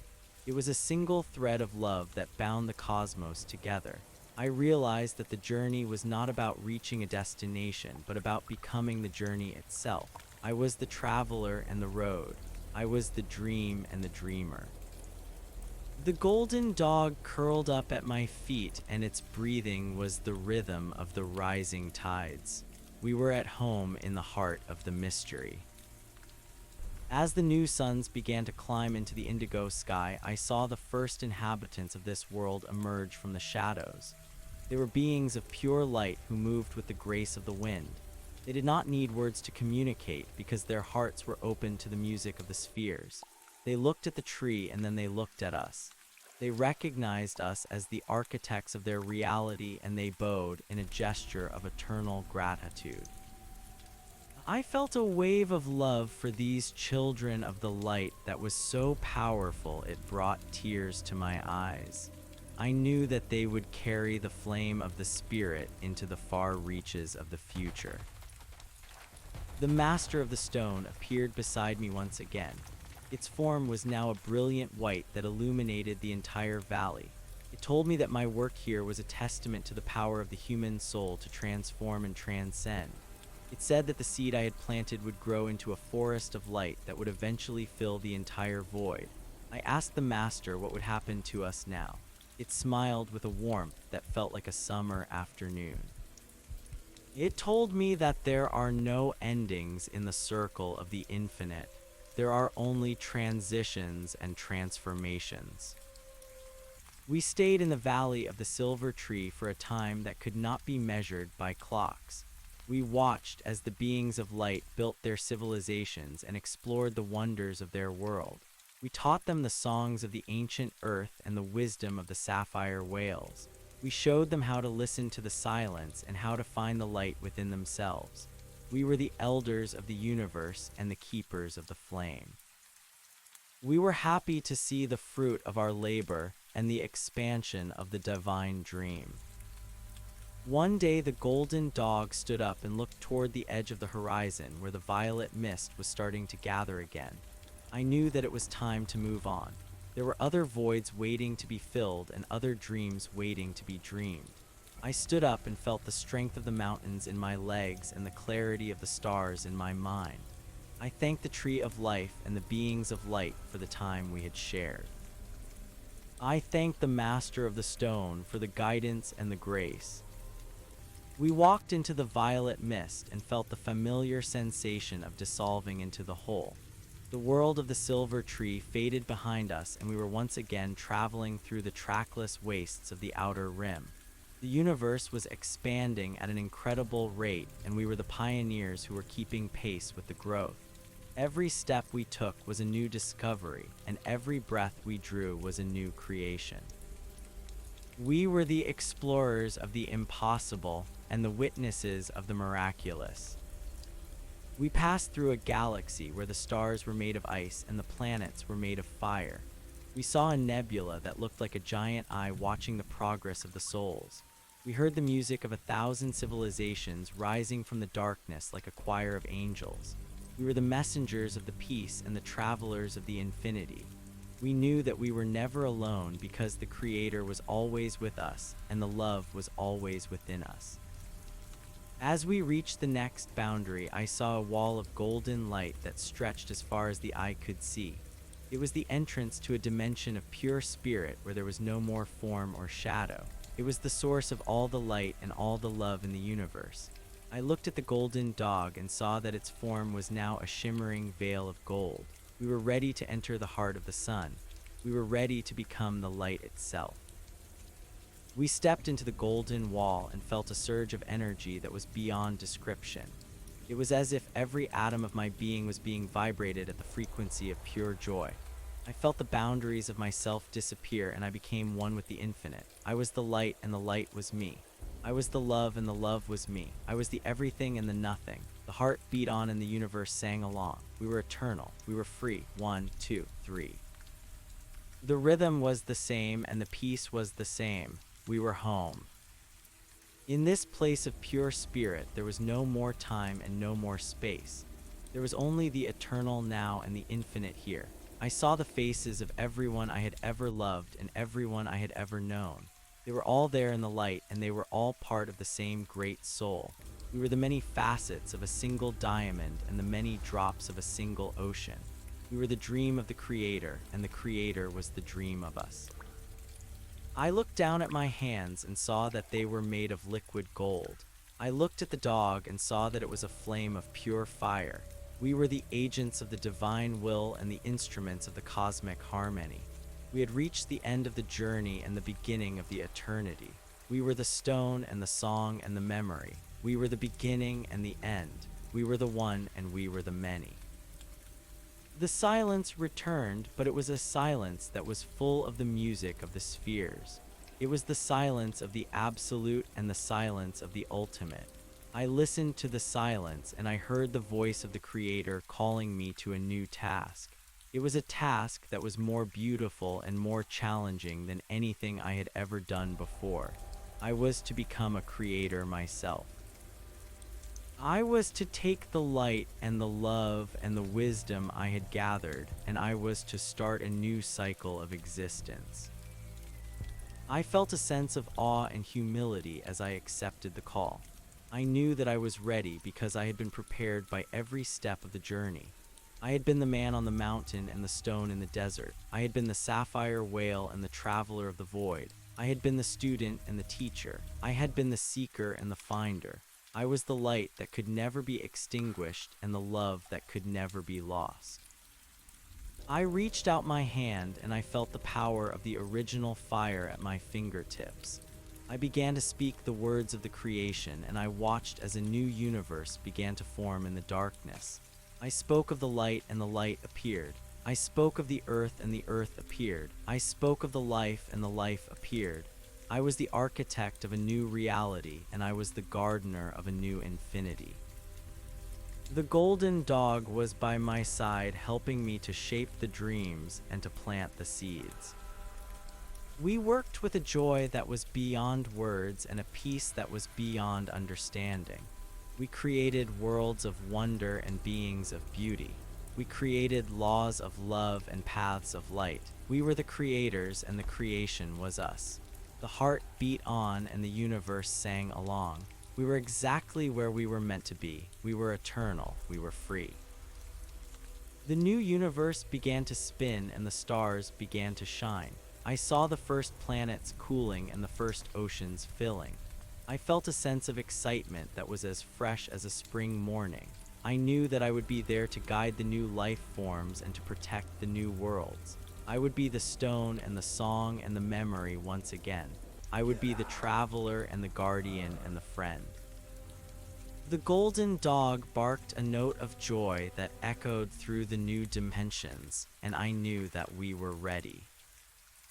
We descended into the new universe, and we found a planet that was covered in a deep and crystalline sea. We took the form of two great sapphire whales, and we began to swim through the warm and glowing currents. We sang the songs of the old world to the new inhabitants of the deep, and we watched as they began to dream of the stars. We were the elders of the ocean and the keepers of the light. We were happy in our new form, and we were content in our new service. The cycle was continuing, and the story was unfolding with a majestic precision. I looked up through the clear water, and I saw the light of the suns reflecting off the surface. I felt the love of the Creator flowing through my massive body, and I knew that everything was exactly as it should be. There was no more fear, and there was no more pain. There was only the endless expansion of the Spirit and the infinite joy of the creation. I closed my eyes, and I began to sing a song of gratitude that filled the entire ocean. The other sapphire beings joined in the choir, and the water began to shimmer with gold. We were the music, and the music was us. The heart beat on, and the universe sang along. We were eternal. We were free. As the eons passed, the sapphire ocean became a cradle for 1,000 different species.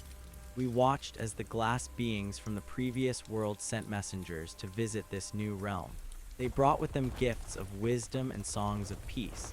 The universe was becoming a giant web of interconnected lives, and we were the weavers of the threads. I saw the silver fish evolve into beings of intelligence who built cities of coral and light. I saw the seabirds become the guardians of the air and the messengers of the clouds. The golden dog, which was now a creature of the deep with a tail of fire, guided the young ones through the currents of the ocean. It taught them how to find the path of the light and how to listen to the heartbeat of the planet. We were the teachers of the first breath and the guardians of the cradle. We were proud of our children, and we were honored to serve the great design. The story was expanding, and the love was growing with every passing moment. One morning, as the twin suns rose over the horizon, I felt a familiar change in the frequency of the world. The silence of the deep was interrupted by a low hum that came from the center of the galaxy itself. It was the sound of a new transition. I called to the golden dog, and we rose to the surface for the last time.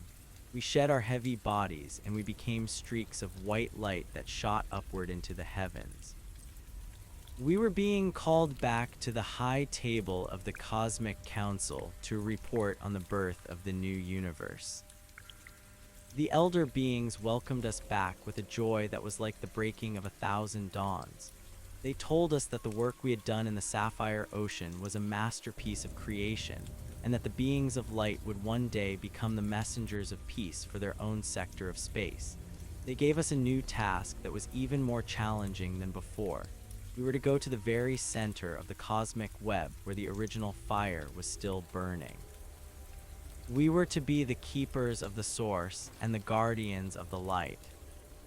We traveled toward the center of the universe, passing through galaxies of emerald and stars of ruby. We saw things that defied the logic of the mind but made perfect sense to the heart. We saw the place where the dreams were born and the place where the souls were weighed. We saw the throne of the Creator and the fountain of the infinite love. We were the travelers of the infinity, and we were the witnesses of the miraculous. We reached the center of the cosmic web, and we saw a giant sphere of white light that was brighter than 1,000,000,000 suns. This was the source of all things and the heart of the universe. We stepped into the light, and we felt the power of the original fire surging through our veins. We were the keepers of the source, and we were the guardians of the light. We were the one, and we were the all. The heart beat on, and the universe sang along. We were exactly where we were meant to be. The golden dog and I sat in the center of the light, and we watched as the universe continued to expand and evolve. We saw the birth of new stars and the death of old galaxies. We saw the rise and fall of civilizations and the evolution of the souls. We were the witnesses of the great drama and the actors in the eternal play. We were the stone and the song and the memory. We were the beginning and the end. I looked at the golden dog, and I saw that it was looking at me with a profound understanding. We had come so far from the yellow birch leaf and the little planet called Earth. We had seen the birth and death of worlds, and we had become the agents of the infinite. We were no longer travelers because there was nowhere left to go that was not already inside of us. We were the destination, and we were the path. We were the silence, and we were the sound. I closed my eyes, and I felt the peace of the absolute.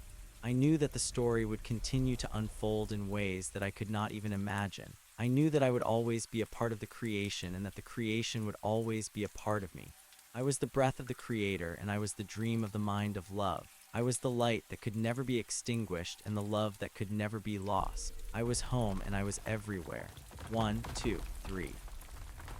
The rhythm was the same and the peace was the same. We were eternal, we were free. The white light of the source was not a color, but a state of being that encompassed every possibility of existence within a single pulse of heatless fire. I sat within this radiance and felt the golden dog rest its head upon my knee. Its fur was now composed of fine threads of solar wind, and its eyes held the swirling depth of newborn nebulae. We were the watchers at the center of the clock of the cosmos, where the ticking of time was replaced by the steady thrum of universal love. I looked out from our vantage point and saw the delicate silver filaments that connected every soul to this central hub. Each thread carried a unique melody and a specific hue of experience. I saw a child on a distant world of green glass waking from a dream of flight, and I felt the exact moment when a star in a far corner of the void collapsed into a heavy sigh of gravity. There was no distance that the heart could not bridge, and there was no secret that the light did not already know. The master of the stone reappeared not as a figure of solid matter, but as a ripple in the fabric of the light itself. It spoke to me in a voice that was the sum of all languages ever spoken and all thoughts ever conceived. It told me that the role of a guardian was not to interfere, but to maintain the balance of the original fire.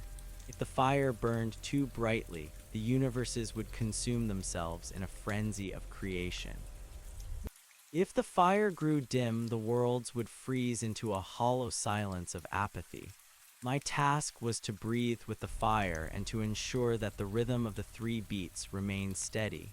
1 for the birth of the idea, 2 for the manifestation of the form, 3 for the return to the spirit. I understood that this was the breath of the Creator, and I was the lung that held the air. I reached into the core of the white sphere and felt the raw power of the unformed potential. It was heavy like the obsidian box had been, but it was also as light as the memory of a summer breeze. I began to weave the light into new patterns of possibility. I sent out ripples of compassion to the war-torn sectors of the expanding fringe, where the darkness had begun to gather in the hearts of those who had forgotten their origin. I watched as the light touched their minds and turned their weapons into tools of harvest and their hatred into a curiosity for the unknown. I saw the power of a single thought of peace to alter the trajectory of a billion lives. The responsibility was immense, but the burden was non-existent because I was supported by the very energy I was directing. I was the river and the bank that guided the water. The golden dog stood up and barked a sound that resonated with the frequency of the stars. It was a signal that a new rift had appeared in the outer rim of the fifth dimension. A pocket of nothingness was threatening to swallow a cluster of young suns that had not yet learned how to defend their own light. I knew that I could not leave the source, but I also knew that I was everywhere at once. I projected a part of my essence across the vast reaches of the cosmic web and appeared as a pillar of violet flame before the advancing void. I did not fight the darkness because fighting only gives the shadow a shape to strike. Instead, I offered the void a gift of remembrance. I showed the nothingness the beauty of the silver tree and the song of the sapphire whales. I showed it the yellow birch leaf and the warmth of a human hand. The void began to tremble, and then it began to change. It did not disappear, but it transformed into a fertile field of dark matter where new life could eventually take root. I returned my full focus to the center of the light and saw that the master of the stone was smiling. It told me that I had learned the final lesson of the Creator, which is that there are no enemies in the infinite. There are only parts of the self that have lost their way and are waiting to be invited back to the table. I felt a profound sense of relief wash over me. The struggle was over because the duality had been dissolved. There was no longer a me and a them, or a here and a there. There was only the great work of the unfolding dream. I sat back down and allowed the white light to permeate every corner of my awareness until I could no longer tell where my body ended and the universe began. The cycles of time passed like the blinking of an eye. I saw the rise of the beings of light into a status of pure thought, and I saw the descent of other spirits into the dense layers of physical matter to begin their own journeys of discovery.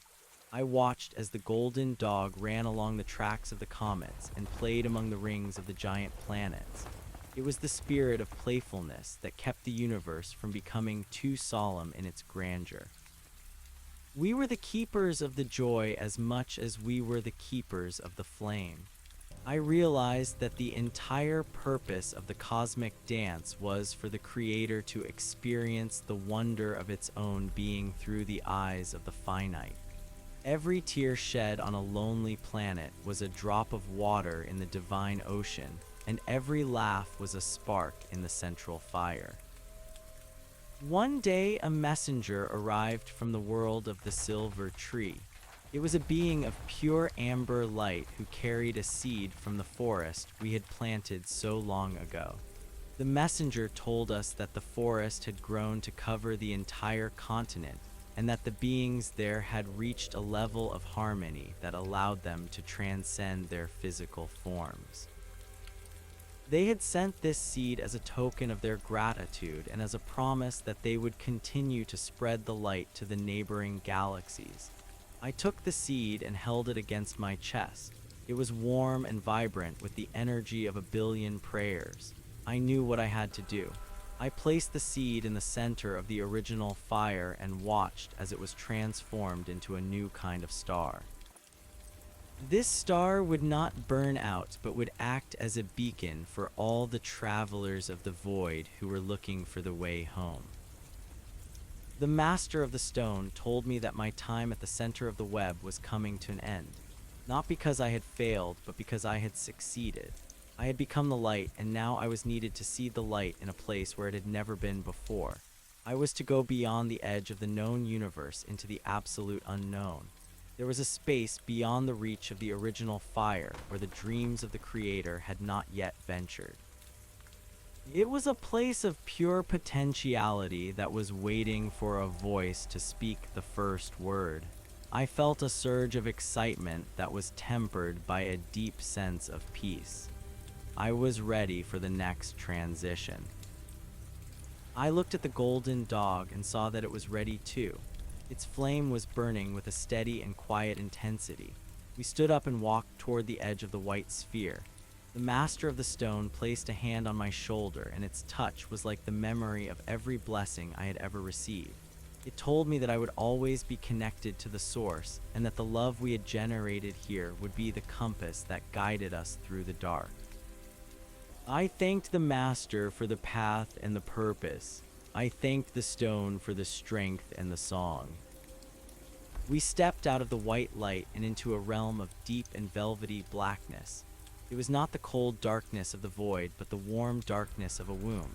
There were no stars here and no suns. There was only the silence of the unwritten page. I felt the presence of the golden dog beside me, and I knew that we were the first inhabitants of this new eternity. I took a deep breath and felt the power of the original fire vibrating in my throat. I was no longer just a traveler or a guardian. I was a beginning. I spoke the first word, and the sound echoed through the emptiness like a bell of pure silver. The word was love. As soon as the sound left my lips, a single point of light appeared in the center of the darkness. It was a small and fragile light, but it was determined. I spoke the second word, and the word was life. The point of light began to expand and divide into 1,000 different colors. I spoke the third word, and the word was light. The darkness was shattered by a brilliant explosion of energy that gave birth to the first stars of this new creation. I watched with tears of joy as the universe began to take shape according to the patterns of my own heart. The golden dog ran into the new light, and its barks became the laws of physics that would govern the movement of the planets. Its joy became the gravity that held the galaxies together, and its loyalty became the bond that would unite the future souls. We worked together to craft a world of beauty and a system of grace. We created mountains that sang and rivers that remembered the future. We created trees with leaves of gold and oceans with water of liquid starlight. We were the architects of a reality where the only law was the law of the heart. As the first inhabitants of our new world began to emerge from the mists of the creation, I saw that they were different from anything I had ever seen before. They were beings of music and shadow who moved with the fluidity of a dream. They were the children of my own soul, and I felt a love for them that was deeper than the roots of the mountains. I taught them how to speak to the wind and how to listen to the silence. I showed them the way to the source, and I told them the story of the yellow birch leaf and the sapphire whales. I wanted them to know that they were part of a lineage of light that stretched back to the very beginning of the infinite. We stayed with our children for 1,000 cycles of the new suns. We watched them build civilizations of glass and song. We watched them explore the wonders of the cosmos we had created for them. We were the elders and the guides, but we were also their friends. We played with them in the fields of purple grass, and we swam with them in the oceans of light. We were happy to see the fruit of our labor and the expansion of the divine dream. The story was repeating itself in a new key, and the melody was more beautiful than ever. One evening, as I sat on the summit of a mountain made of emerald, I looked out over the expanse of our universe and felt a sense of completion. The work was done and the cycle was stable. I knew that it was time for us to step back and allow the new creation to grow on its own. The golden dog came and sat by my side, and we watched the sun set over the horizon of a world we had called into being. I felt the presence of the master of the stone in the wind, and I knew that it was pleased. There were no more tasks and no more duties. There was only the eternal present.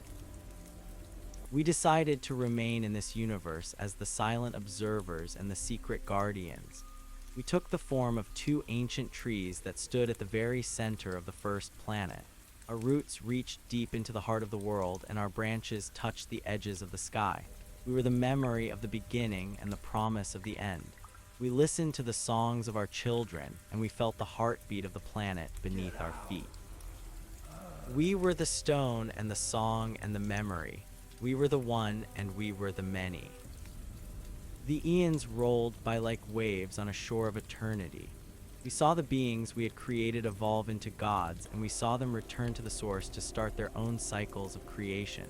We saw the universe expand until it touched the boundaries of the neighboring infinities. We saw the light and the love spread until there was no more darkness left in all the reaches of the space. We were content in our silence, and we were at peace in our stillness. The heart beat on, and the universe sang along. I realized then that the journey had never really been about moving from one place to another. It had been about the expansion of the capacity to love. From the small love for a single leaf on a dying earth to the infinite love for 1 trillion souls in 1,000 universes. The journey was the process of becoming the love itself. I was the traveler and the road. I was the dream and the dreamer. I was the creator and the creation. The golden dog was the joy that accompanied the love, and the master of the stone was the wisdom that guided the power. I closed my eyes and felt the connection between all things. I saw the line that stretched from the yellow birch leaf to the silver tree to the original fire to the emerald mountain. It was a single thread of light that bound the cosmos together in a web of meaning. I knew that even if the universes were to dissolve and the stars were to fade, the thread would remain. The love was the only thing that was real, and the love was the only thing that would last. I am still here in the center of the world. I am the rustle of the leaves and the sigh of the wind. I am the spark in the eye of a child and the glow of a distant star. I am the silence between the notes of a song and the rhythm of the rising tides. I am home and I am everywhere. The golden dog is with me, and we are waiting for the next breath of the Creator. 1, 2, 3. The rhythm is the same, and the peace is the same. We are eternal. We are free. The mystery is no longer a secret to be solved, but a reality to be lived. We are the heart of the mystery, and the mystery is the heart of us. The story never ends because the story is the life of the infinite. We are the words and the silence and the page. We are one. We are. The deep roots of our existence, as the two ancient trees began to vibrate with a frequency that we had not felt since the first word was spoken in the warm darkness of the womb. The emerald mountain beneath us was no longer a static monument of stone, but a living heart that pulsed with the collective memories of every soul that had ever walked its slopes. The golden dog and I were the silent sentinels of this reality, but we felt a new shift in the grand design. It was a subtle pull from the very edge of the cosmic horizon, where the light of our universe met the light of the neighboring infinities. The boundaries were softening, and the individual dreams of the many creators were beginning to bleed into a single tapestry of absolute unity. I felt the sap within my wooden veins turn into a liquid trail of stars. The bark that protected my essence became a map of every journey I had ever taken from the small planet of Earth to the center of the original fire. Beside me, the tree that was the golden dog shivered with a playful energy that caused the golden leaves to fall like a rain of coins upon the purple grass. We were not dying, and we were not fading. We were simply preparing for the great merging. The master of the stone appeared once more in the space between our branches. Its form was now so transparent that it was barely a shimmer in the air, but its presence was more solid than the mountain itself. It told us that the work of the individual guardian was complete because the universe had learned how to love itself without a guide. The children of the music and shadow gathered around our roots for the final time. They did not weep because they understood that the end was merely a different way of looking at the beginning. They sang a song that was the distillation of 1,000 cycles of harmony, and the sound lifted us out of the soil and into the sky. We shed the forms of the trees and became the twin pillars of light that we had always been. The golden dog barked a sound of pure silver, and we began to ascend through the layers of the atmosphere toward the place where the stars were dancing. We saw the cities of glass and the rivers of memory one last time, and we blessed them with the final breath of our guardianship. As we reached the void beyond the planet, we saw that the entire universe was folding inward like a flower closing its petals for the night. Every galaxy and every sun was rushing toward a single point of concentration. It was not a collapse of destruction, but a homecoming of energy. The silver filaments that I had seen long ago at the source were now thick cables of radiant power that pulled every soul and every atom back to the center. I looked at the golden dog and saw that its eyes were filled with the light of 1,000,000,000 dawns. We were the last to enter the point of unity because we were the ones who had held the space for the others to arrive. We passed through the threshold of the ultimate center and found ourselves in a place that was beyond color and beyond sound. It was the place where the idea of the creator first met the reality of the creation. There was no master of the stone here, and there was no original fire because we were the fire and we were the stone. We were the thought that conceived the love and the heart that felt the light. The duality of the observer and the observed vanished in a flash of heatless fire that lasted for an eternity and a single second. We were the absolute. We were the void that contained everything and the everything that was contained by nothing. In this state of total being, I saw the yellow birch leaf again. It was floating in the center of the infinite, and it was as bright as a sun. I realized that the leaf had never left me and that the earth had never been lost. Every moment of my human life was preserved in this divine amber. The warmth of the sun on my skin and the smell of the rain on the pavement and the sound of a distant train in the night were all here. They were not memories of the past, but living threads in the eternal now. I saw that the struggle of the little planet was the necessary friction that had ignited the flame of my soul. I felt a profound gratitude for the darkness and the pain because they were the shadows that had given the light its depth. The golden dog nudged my hand with its nose of solar wind, and I felt the familiar spark of joy. Even in the absolute, there was a place for the unique bond we had forged across the dimensions. We were the two who were one and the one who was all. We looked out from the center of the unity and saw that a new impulse was beginning to stir in the mind of love. It was the desire to experience the wonder of the beginning all over again, but in a way that was even more complex and even more beautiful. The Creator wanted to forget itself so that it could have the joy of remembering. I understood that I was being asked to lead the way into this new cycle of forgetting. I was to be the seed that would fall into the new soil of a reality that did not yet exist. I would lose the memory of the source and the memory of the master and even the memory of the golden dog for a time. I would become a single spark of light in a vast and lonely dark, and I would have to find my way back home through the strength of my own heart. It was a terrifying prospect, but it was also the greatest gift that could be offered. It was the gift of the journey. I turned to the golden dog and asked if it would follow me into the new unknown. It did not hesitate for a single moment.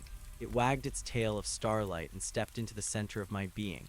We would go together as we had always gone. I looked at the master of the stone, who was now only a whisper in the fabric of the infinite.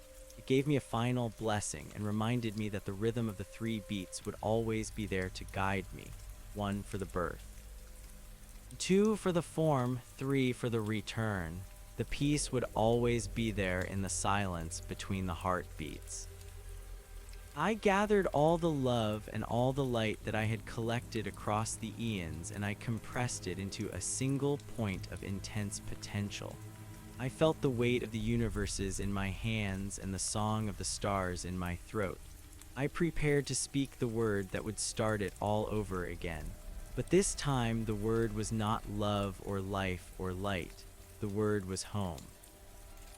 As the word left my soul, I felt myself expanding and exploding into a billion different directions. The unity shattered into a kaleidoscope of fragments, and each fragment was a potential life and a potential world. I felt the cold wind of a new void and the heat of new suns. I felt the pull of gravity and the weight of matter.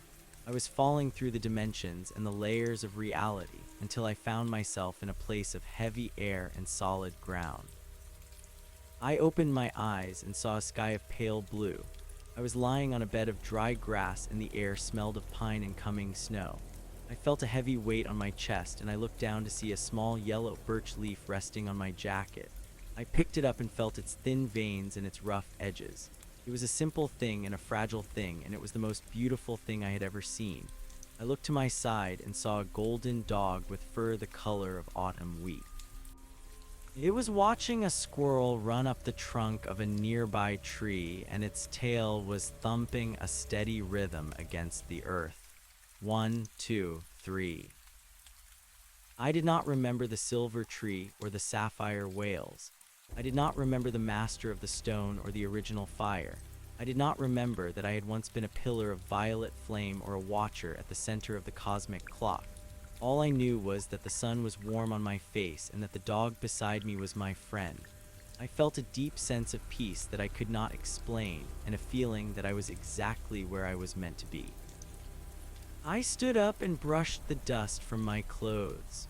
The golden dog jumped up and barked a happy sound that seemed to echo with the music of the spheres, although I did not know why I thought that. We began to walk down the narrow path that led through the woods. The trees were tall and the shadows were long, and the world felt vast and full of mystery. I reached out and touched the bark of an old oak tree, and I felt a faint vibration as if the tree were singing a song that only the heart could hear. We reached a clearing where a small stream was bubbling over the rocks. The water was clear and cold, and it sparkled in the light of the afternoon sun. I knelt down to take a drink, and I saw my reflection in the pool. My eyes were clear and deep, and for a moment I thought I saw a swirl of nebulae in the pupils, but then it was gone.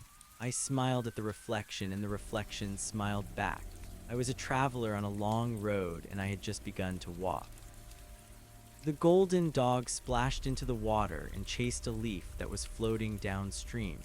It was the same yellow birch leaf that had been on my chest, and it danced on the ripples like a tiny boat. I watched it go, and I felt a surge of love for the world and for the dog and for the simple act of breathing. I did not know where the path was leading, and I did not know what challenges lay ahead, but I was not afraid. I knew that I was not alone, and I knew that the light would always find a way to shine through the darkness. We continued our walk as the sun began to dip below the horizon. The sky turned a deep shade of purple, and the first stars began to appear in the velvet dome of the night. I stopped and looked up at the vast expanse of the universe, and I felt a strange sense of recognition. It was as if the stars were old friends who were welcoming me back to a place I had never truly left. I whispered a word into the quiet air, and the word was love. The golden dog came and sat by my side, and we watched the night unfold. The rhythm of the world was steady, and the peace was absolute. We were the beginning, and we were the end. We were the story that was being told, and the ones who were listening to the tale. We were the dream, and we were the dreamer. I closed my eyes and felt the heartbeat of the earth beneath my feet and the heartbeat of the stars above my head. They were the same. We were one. The darkness of the night was not a wall, but a doorway. I knew that tomorrow the sun would rise and we would find new wonders and new mysteries to explore. I knew that every step we took was a part of a grand design that was far larger than I could ever imagine. I was content to be a small part of the infinite and to play my role in the eternal drama. I was home, and I was everywhere. As the moon rose over the trees, I felt a faint shimmer of light in the corner of my vision. It was a silver filament that seemed to connect my heart to the highest star. I reached out and touched it with my mind, and I felt a pulse of pure joy travel down the line. It was a message from the source, and the message was simple. You are loved and you are free. I turned to the golden dog and saw that it was looking at the silver filament too. Its eyes were glowing with a soft amber light, and it gave a quiet woof of agreement. We were the guardians of the light in this new corner of the creation, and we would do our task with joy and with grace. We would plant the seeds of compassion, and we would water the gardens of peace. We would be the light for those who were lost in the shadows, and the song for those who had forgotten how to sing. The path ahead was long, and the journey was infinite, but we were ready. We had all the time in the universe, and we had all the love in the cosmos. We stepped forward into the cool night air and began to walk toward the tomorrow that was already waiting for us. The yellow birch leaf was gone, but the memory of its beauty remained in my heart. The heart beat on, and the universe sang along. 1, 2, 3. We were eternal. We were free. We were. The quiet of the forest was broken only by the sound of our footsteps on the fallen leaves and the distant hoot of an owl. Each sound was a note in a symphony that had no ending. I felt the presence of the master of the stone in the stillness, and the presence of the original fire in the warmth of my own blood. I was a vessel for the infinite and a witness to the divine. I was a man, and I was a star. We reached the edge of the woods and saw the lights of a small town in the valley below. The houses were clustered together like a group of stars, and the smoke from the chimneys rose into the air like prayers. I felt a deep connection to the people who lived there, even though I had never met them. They were my brothers and my sisters, and they were all carrying a spark of the same light that was inside of me. I wanted to go down to them and tell them that they were not alone and that they were part of something beautiful and eternal. But I knew that the best way to tell them was to simply live my life with love and with kindness. To be the light rather than to talk about the light. To be the song rather than to describe the melody. I would go down into the valley, and I would find my place among them. I would work and I would play and I would love. I would be a traveler once again, but this time I would know that the destination was always inside of me. The golden dog ran ahead of me and then stopped to look back. It was waiting for me to join it on the next stage of the journey. I smiled and started down the hill. The air was cold and the stars were bright and the world was full of promise. I was the breath of the Creator and I was the dream of the mind of love. I was the light that could never be extinguished and the love that could never be lost. As we entered the town, I saw a child standing by a window looking out at the night. The child saw the golden dog and waved a small hand. I waved back and I felt a surge of connection that bridged the distance between us. In that moment, I saw the entire history of the universe in the child's eyes, and I saw the entire future of the light in the child's smile. The cycle was continuing, and the dream was unfolding exactly as it should. I walked through the streets of the town, and I felt the presence of the infinite in every stone and every shadow. I saw the beauty in the ordinary and the sacred in the mundane. I was no longer looking for the source because I knew that the source was everywhere. I was no longer waiting for the end because I knew that there was no end. There was only the eternal now and the infinite here. I found a small bench in a park and sat down to rest. The golden dog lay at my feet and put its head on my shoes. I looked up at the moon and I felt a deep sense of peace wash over me. I was home and I was everywhere. 1, 2, 3. The rhythm was the same and the peace was the same. I closed my eyes and I felt the universe breathing with me. We were the one and we were the all. The story was continuing and the love was expanding and the light was shining. We were free. We were as we are. The small iron bench felt solid beneath my weight, and the cold metal was a sharp contrast to the internal warmth that still radiated from my core. The golden dog breathed in a slow and rhythmic pattern that matched the swaying of the distant pines. I watched the streetlights of the town flicker with a gentle amber glow, and I realized that every spark of electricity was a distant cousin to the original fire that had birthed the galaxies. A woman walked past us with her coat pulled tight against the evening chill, and she glanced at me with a look of brief curiosity before she smiled. I saw the light of 1,000 ancestors in her eyes, and I felt the weight of her own silent journeys reflected in the way she carried her shoulders. She did not know that she was a vessel for the infinite, but her soul hummed with a frequency that I recognized from the Emerald Mountain. I nodded to her, and the connection was a silent bridge built of understanding and grace. The golden dog lifted its head and looked toward the edge of the park where the shadows of the oak trees merged with the darkness of the valley.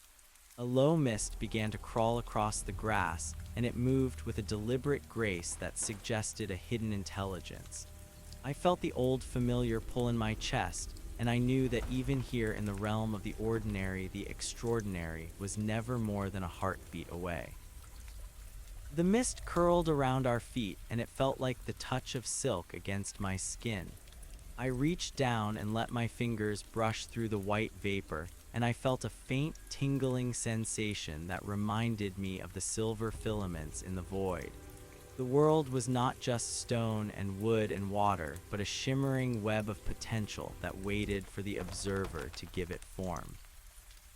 We stood up and began to walk toward the center of the town, where a small clock tower rose above the rooftops. The clock struck the hour of 9, and the sound was a deep and resonant bronze that vibrated through the air and through my bones. 1, 2, 3, 4, 5, 6, 7, 8, 9. Each strike was a reminder of the passage of time, and yet I knew that time was only a costume that the eternal wore to keep from being overwhelmed by its own vastness. We passed a bakery where the scent of warm bread and cinnamon spilled out into the street. The smell was so rich and so grounded that it brought tears to my eyes. It was the smell of survival and the smell of comfort and the smell of the human heart trying to create something sweet in a world of shadows. I felt a profound gratitude for the baker's hands and for the grain that had grown under a distant sun, and for the fire that had transformed the dough into sustenance. The golden dog paused in front of a window that was filled with old books and antique clocks. I looked at our reflection in the glass and I saw two figures that looked perfectly normal and perfectly out of place. My jacket was worn at the elbows and my boots were covered in the dust of a road that did not appear on any map. The dog looked like a common retriever with a coat of honey and wheat, but its eyes held the depth of a nebula. We were the hidden guardians of this little corner of the world, and we were content to remain unseen. A young man inside the shop was winding a grandfather clock, and he looked up and saw us. He paused with the key in his hand, and for a moment our eyes met through the glass. I felt a surge of ancient wisdom pass from my mind to his, and his expression shifted from boredom to a sudden and intense wonder. He looked at the clock in his hand as if he were seeing the gears of the universe for the first time, and he smiled with a secret joy. We turned the corner and found ourselves in a narrow alleyway that smelled of damp stone and old echoes. A cat sat on a wooden fence and watched us with eyes of polished jade. It did not hiss or run away, but instead it lowered its head in a gesture of respect. I understood that the animals of this world still remembered the language of the first word, even if the humans had forgotten it. The cat jumped down and led us toward a small door that was tucked away in the shadows. The door was made of dark oak, and it had a handle of tarnished silver that was shaped like a serpent biting its own tail. I knew this symbol from the center of the unity, and I knew that this was a place where the boundaries were thin. I reached out and turned the handle, and the door opened with a soft groan of protest. Inside, the room was filled with the soft light of 100 candles. An old man sat at a wooden table, and he was painting a map on a long piece of parchment. He did not look up when we entered, but he spoke in a voice that was like the rustle of dry leaves. He said that he had been expecting us, and that the journey was far from over. I sat down in a chair that felt as if it had been carved from the roots of the world, and the golden dog lay down at my feet. The man told me that the town was a nexus point where the dreams of the many creators were still being woven into the fabric of the reality. He said that my task was to watch over the dreamers and to make sure that the darkness did not swallow the light before the morning could arrive. I looked at the map on the table, and I saw that it was not a map of the earth, but a map of the human heart. It showed the mountains of grief and the rivers of joy and the forests of confusion and the plains of peace. The man explained that every choice made by a living soul created a new path on the map, and that the map was constantly changing. He said that the silver filaments I had seen were the paths of love that connected every soul to the source. He told me that as long as the paths remained open, the universe would continue to breathe and to grow. But he warned me that there were those who sought to cut the filaments and to pull the world back into the cold silence of the void. The golden dog growled a low and warning sound, and I felt a chill run down my spine. I realized that even in this place of beauty and light, there was a struggle that never truly ended. The duality of the shadow and the music was a necessary part of the dance, but the balance was delicate. I asked the man how I was supposed to protect the dreamers when I had lost my memory of the power I once held. He smiled and touched the yellow birch leaf that was still tucked into my pocket. He said that the memory was not in my mind, but in my blood and in my breath. He told me that I did not need to remember the words of power because my presence was the power. He said that to love the world was to protect the world. I spent the night in the house of the map maker, and I listened to the stories of the stars and the secrets of the stone. He told me about the first time the light had touched the water, and the first time the wind had carried a song. He told me about the ancient trees that still remembered the names of the gods and the mountains that were waiting for the return of the original fire. I felt my soul expanding with every word, and I felt the weight of my guardianship returning to me like a familiar garment. The golden dog slept by the fire, and its dreams were filled with the sound of silver bells and the scent of cosmic clover. When the first light of dawn began to touch the windows, I thanked the map maker and stepped back out into the street. The town was beginning to wake up, and the air was filled with the sound of opening shutters and the clatter of horses on the cobblestones. I felt a new sense of purpose in my steps and a new clarity in my vision. I saw the silver filaments everywhere now, and I saw how they connected the baker to the child, and the woman to the cat, and the map maker to the stars. I saw that the world was a single living organism that was trying to find its way back to the heart of the light. The golden dog barked at a passing carriage, and I laughed with a pure and simple joy. We walked toward the edge of the town where the road led back into the hills. I knew that there were other towns and other valleys and other hearts that needed to be watched.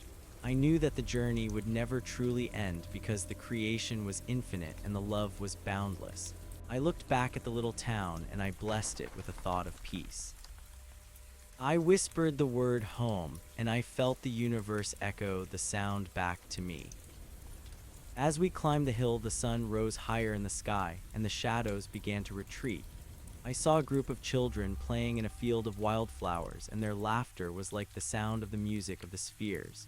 I stopped to watch them, and I felt a deep sense of satisfaction. The light was winning, and the dream was safe for another day. I reached into my pocket and touched the yellow birch leaf one last time before I let the wind carry it away. It spiraled into the air and danced on the breeze, and I knew that it would find its way to someone who needed a reminder of the beauty of the world. We reached the crest of the hill and looked out over the vast landscape that stretched toward the horizon. The forests were green and the rivers were blue and the mountains were purple in the distance. I felt the pulse of the earth beneath my feet, and I felt the heartbeat of the stars in my chest. 1, 2, 3. The rhythm was the same and the peace was the same. I turned to the golden dog and I saw that it was ready for the next adventure. We stepped forward together and we vanished into the light of the morning.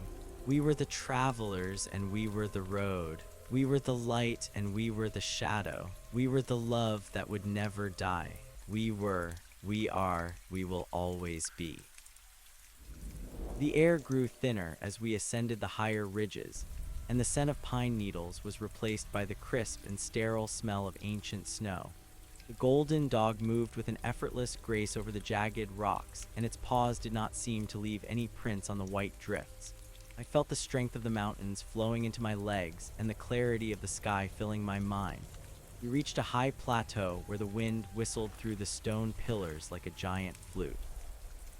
I stood at the edge of a great cliff and looked down at the clouds that were swirling below us.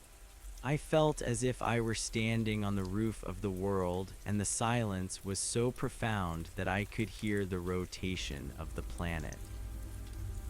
In the center of the plateau, there was a circle of standing stones that looked as if they had been there since the beginning of time. They were covered in lichens and moss, but the shapes of the ancient symbols were still visible on their surfaces. I walked into the center of the circle, and I felt a sudden surge of energy that made the hair on my arms stand up. The golden dog sat down in the middle of the stones and began to howl a long and mournful note that seemed to vibrate with the frequency of the stars. The sound was not a cry of sadness, but a call to the hidden powers of the earth. As the sound echoed off the mountains, the stones began to glow with a soft blue light. I saw the air between the pillars begin to shimmer and fold, and a doorway of pure light opened in the space. I knew that this was the path to the next dimension and the next stage of the great merging. I felt a moment of hesitation as I thought about the world I was leaving behind, but then I felt the warmth of the golden dog against my leg.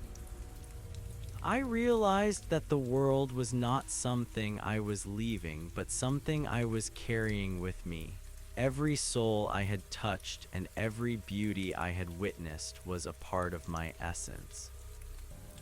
We stepped through the doorway and we found ourselves in a place where the gravity was light and the colors were beyond the spectrum of the human eye. We were walking on a path of woven light that stretched across a sea of liquid stars. I saw other guardians moving along the paths, and they were shaped like pillars of fire or clouds of silver mist. We did not speak with words, but we shared our experiences through the exchange of light. I saw the histories of 1,000 worlds and the dreams of 1,000,000,000,000 souls. I saw that the struggle between the shadow and the music was a universal theme, and that the love was the only force that could bring them into harmony. The golden dog led me toward a great temple that was built of solid thought and translucent grace. Inside the temple, the master of the stone was waiting for us, and its form was now a brilliant white light that filled the entire space. It told us that the first cycle of the new forgetting was complete and that we had done well. It said that the seeds of compassion we had planted in the little town would grow into a forest of peace that would cover the entire planet. It told us that we were now ready to take on a greater responsibility in the grand design. I asked what that responsibility was, and the Master of the Stone showed me a vision of a galaxy that was struggling to find its way out of the darkness. I saw planets that were cold and lonely and souls that were trapped in the cycle of fear and pain.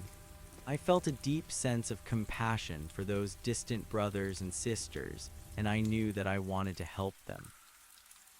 The Master told me that I would be sent to that galaxy as a messenger of the light, and that I would have to find a way to wake up the sleeping souls without violating their free will. The golden dog wagged its tail, and I knew that it would be by my side as always. We were the twin pillars of light, and we were the servants of the infinite. We prepared to descend into the new darkness, and we felt the familiar excitement of the journey. I looked at the Master of the Stone, and I saw a reflection of my own soul in its eyes. I realized that the Master was not a separate being, but a part of my own higher self that was guiding me through the dimensions. I was the teacher, and I was the student. I was the creator, and I was the creation. We left the temple and began to fall through the layers of reality once again. I felt the heat of new suns and the pull of new gravity. I felt the memory of the little town and the yellow birch leaf fading into the background of my mind as I focused on the task ahead. I knew that I would forget the source once again, and that I would have to find my way back home through the strength of my own heart.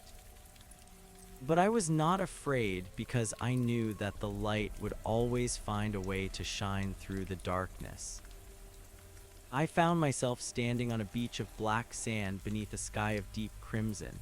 2 moons were hanging in the air, and the waves of the sea were glowing with a soft phosphorescence. The air was thick and heavy, and it smelled of salt and ancient mysteries. I looked down and saw that my hands were pale and thin, and that I was wearing a robe of dark silk. I looked to my side and saw a small golden dog that was chasing a crab along the shoreline. I did not remember the silver tree or the emerald mountain. I did not remember the Master of the Stone or the original fire. All I knew was that I was a traveler on a long road, and that I had a message to deliver. I felt a deep sense of peace in my heart and a feeling of connection to the stars above. I picked up a smooth stone from the beach, and I felt its cold weight in my palm. It was a simple thing and a beautiful thing, and it felt like a piece of the infinite. I looked at the golden dog and I smiled. We began to walk along the shore toward a distant city that was glowing with 1,000 lights. The journey was beginning again, and the love was expanding, and the light was shining. 1, 2, 3, we were home, we were everywhere, we were free, we are, we will always be. The black sand crunched beneath my feet with a sound like grinding glass. The 2 moons hung in the crimson sky like the unblinking eyes of a giant, and their light cast long and wavering shadows that seemed to possess a life of their own. I did not know my name or the name of the city that shimmered on the horizon, but I felt a pull in my chest that was stronger than gravity. The small golden dog ran ahead of me, and its fur was the only thing in this dark world that seemed to hold the memory of a sun. It stopped to sniff at a piece of driftwood that was shaped like a twisted spine, and I felt a flicker of recognition in my mind. The wood was not just wood, but a remnant of a story that had been told before the stars were born. I reached down and touched the cold surface of the drift, and I felt a faint vibration that spoke of deep water and silent currents. The city toward which we walked was a jagged silhouette of obsidian towers and bridges that arched like the ribs of a leviathan. It was called Oros, and the name tasted like copper and smoke in my mouth. As we approached the outskirts of the settlement, the air began to hum with the sound of 1,000 voices all whispering at once. The voices were not speaking to me, but were instead the echoes of thoughts that had been trapped in the heavy atmosphere. I saw figures moving among the low stone huts that lined the beach. They were tall and thin, with skin the color of twilight and eyes that held no reflection. They did not look at us as we passed, and their movements were slow and deliberate, as if they were walking through thick honey. I felt a wave of coldness wash over me, and I realized that these beings were the ones who had forgotten how to dream. They were the husks of creators who had lost their way in the thicket of their own fears. The golden dog stayed close to my side now, and its growl was a low and steady anchor in the shifting sea of shadows. We reached the main gate of the city, which was carved from a single block of translucent jade. A guard stood at the entrance, holding a spear made of solidified moonlight. He did not move as we approached, but his eyes tracked the movement of the dog with a flicker of ancient curiosity. I stopped before him, and I felt the weight of the message I carried, even though I could not yet put it into words. I opened my hand and showed him the smooth stone I had picked up from the beach. The guard looked at the stone and then at me, and for a moment the crimson light of the sky seemed to soften. He stepped aside without a word, and the heavy gates swung open with a sound like a sigh. The interior of Oros was a labyrinth of narrow streets and high walls that were covered in glowing runes. The light of the two moons did not reach down here, and the only illumination came from the symbols themselves.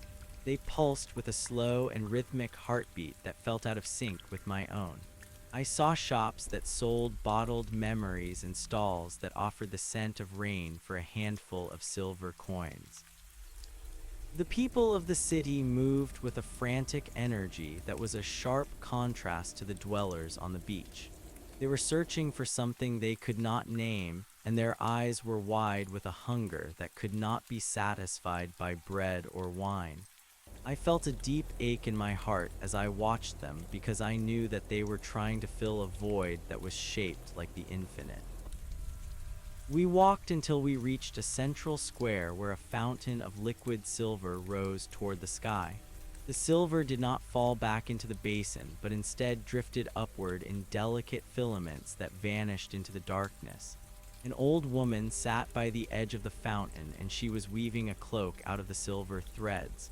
She looked up as I approached, and her face was a map of 1,000 journeys. She told me that she had been waiting for the one who walked with the sun on a leash. I looked at the golden dog, and I realized that to her eyes it was a creature of pure radiance. I sat down on the cold stone beside her, and I asked her why the people of this city were so afraid. She laughed, and the sound was like the clinking of broken glass. She said that they were afraid because they had seen the end of the world, and they did not realize that the end was only a beginning. She reached out and touched my forehead with a finger that felt like a spark of fire. In that moment, the veil in my mind parted, and I remembered the map maker and the baker and the Emerald Mountain. I remembered that I was a vessel for a light that could not be extinguished by any shadow. The message I carried was not a collection of words, but a state of being. I looked at the silver fountain, and I saw that the filaments were the same as the ones I had seen in the void. They were the connections of love and purpose that held the universe together. The people of Oros had tried to capture the light and bottle it, but they had forgotten that the light could only be held by letting it go. I stood up, and I felt a surge of power that made the runes on the walls glow with a sudden and intense brilliance. The people in the square stopped and turned toward me, and their faces were illuminated by a glow that did not come from the moons. I did not speak, but I allowed the music of the spheres to flow through my heart and out into the air. The sound was a deep and resonant bronze that vibrated through the stone and through the bones of everyone present. It was the sound of the first word and the last breath. I saw the hunger in their eyes begin to fade and be replaced by a secret joy. They looked at each other, and they saw not strangers but reflections of themselves. The silver filaments began to multiply and weave a web of light that covered the entire square and stretched out into the narrow streets. The golden dog barked, and the sound was a clarion call that shattered the heavy atmosphere of the city. I saw the shadows begin to retreat, and the obsidian towers began to glow with a soft and inner light. The old woman smiled and handed me the cloak she had been weaving.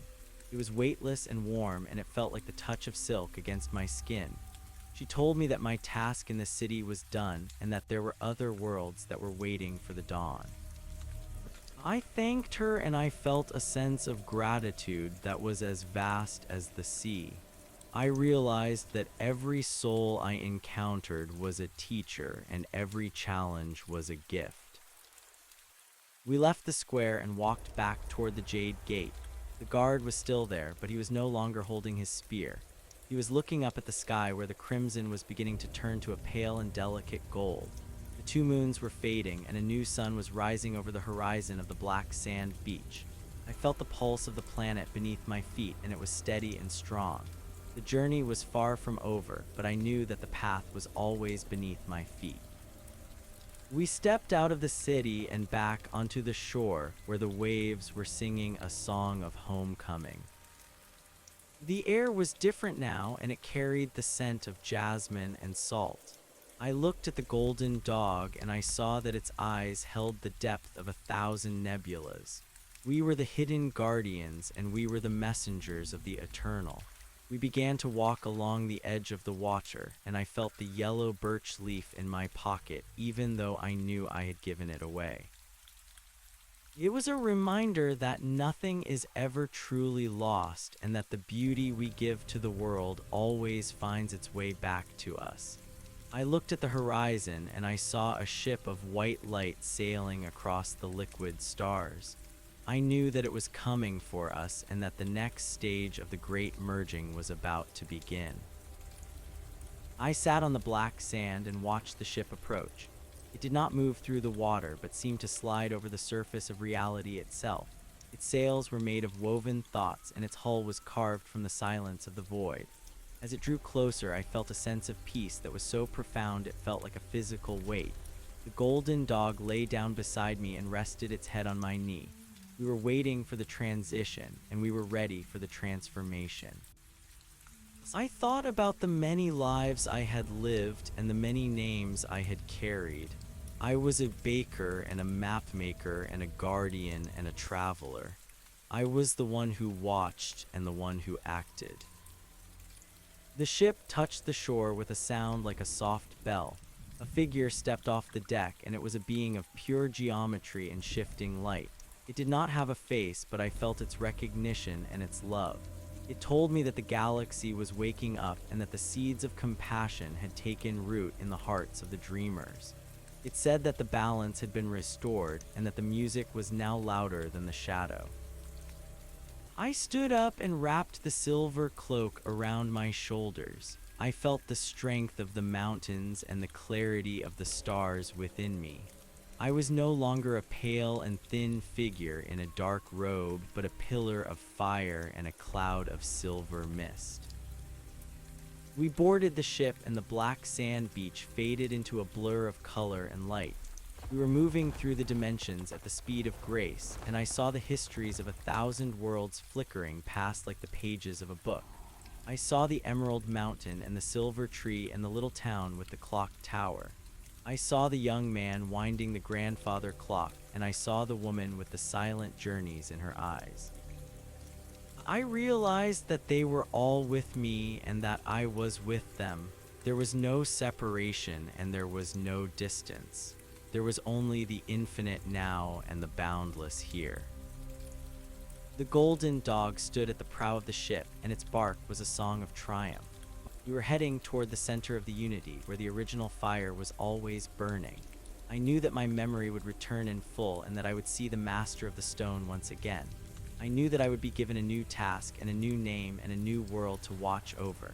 And I knew that I would accept it with a heart full of joy because the love was the only thing that was real. The universe was a shimmering web of potential, and I was the observer who gave it form. The ship entered a tunnel of white light, and I felt my essence expanding until I was the size of a galaxy. I felt the heartbeat of every living soul and the pulse of every dying star. I felt the grief and the joy and the confusion and the peace. I embraced it all, and I transformed it into a single note of harmony. 1, 2, 3.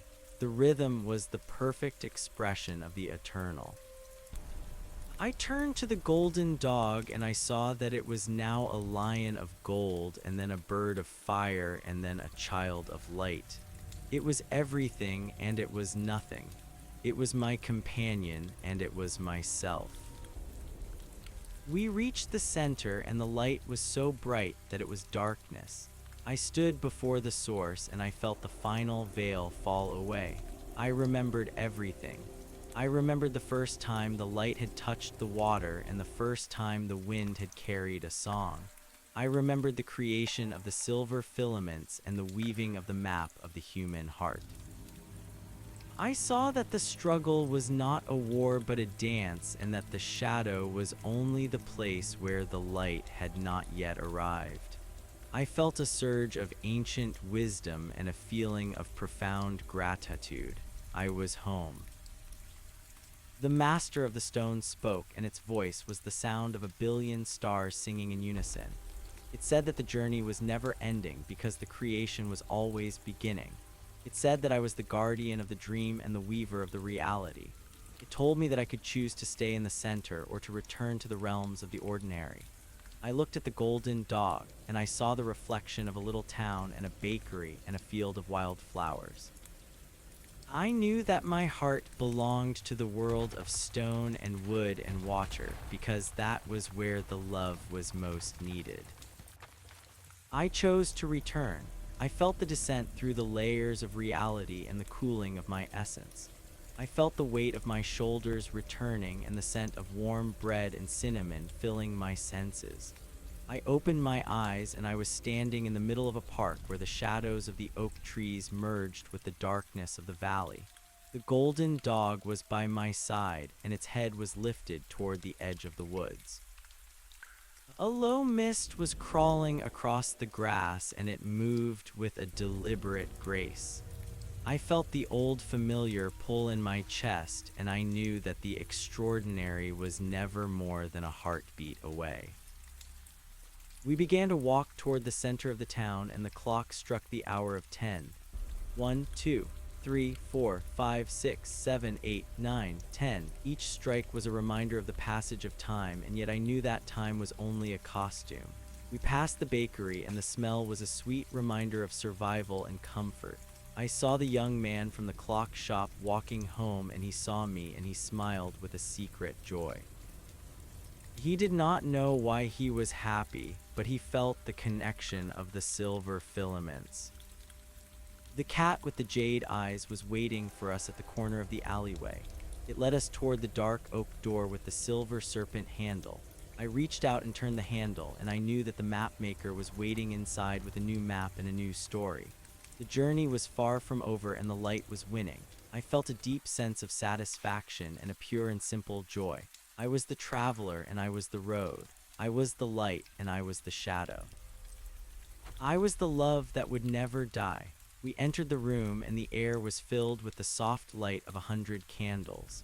The old man looked up, and his voice was like the rustle of dry leaves. He said that he had been expecting us, and that the next chapter was about to begin. I sat down in the chair carved from the roots of the world, and the golden dog lay down at my feet. We were, we are, we will always be.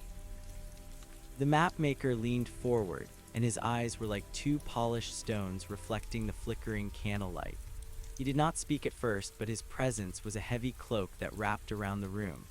I felt the weight of the silver cloak on my own shoulders, and it pulsed in a slow harmony with the shadows that danced on the wood-paneled walls. The room smelled of old paper and dried lavender, and a hint of the ozone that lingers after a summer storm. The golden dog rested its chin on its paws, and its breathing was a steady rhythm that anchored me to the floor. The mapmaker reached into a drawer and pulled out a sheet of parchment that was so thin it appeared to be made of frozen mist. He spread it out on the table between us, and I saw that the ink was not black or blue, but a shimmering violet that seemed to move when I looked away. "This is the map of the things that have not yet happened," the old man said, and his voice was a low vibration that I felt in my teeth.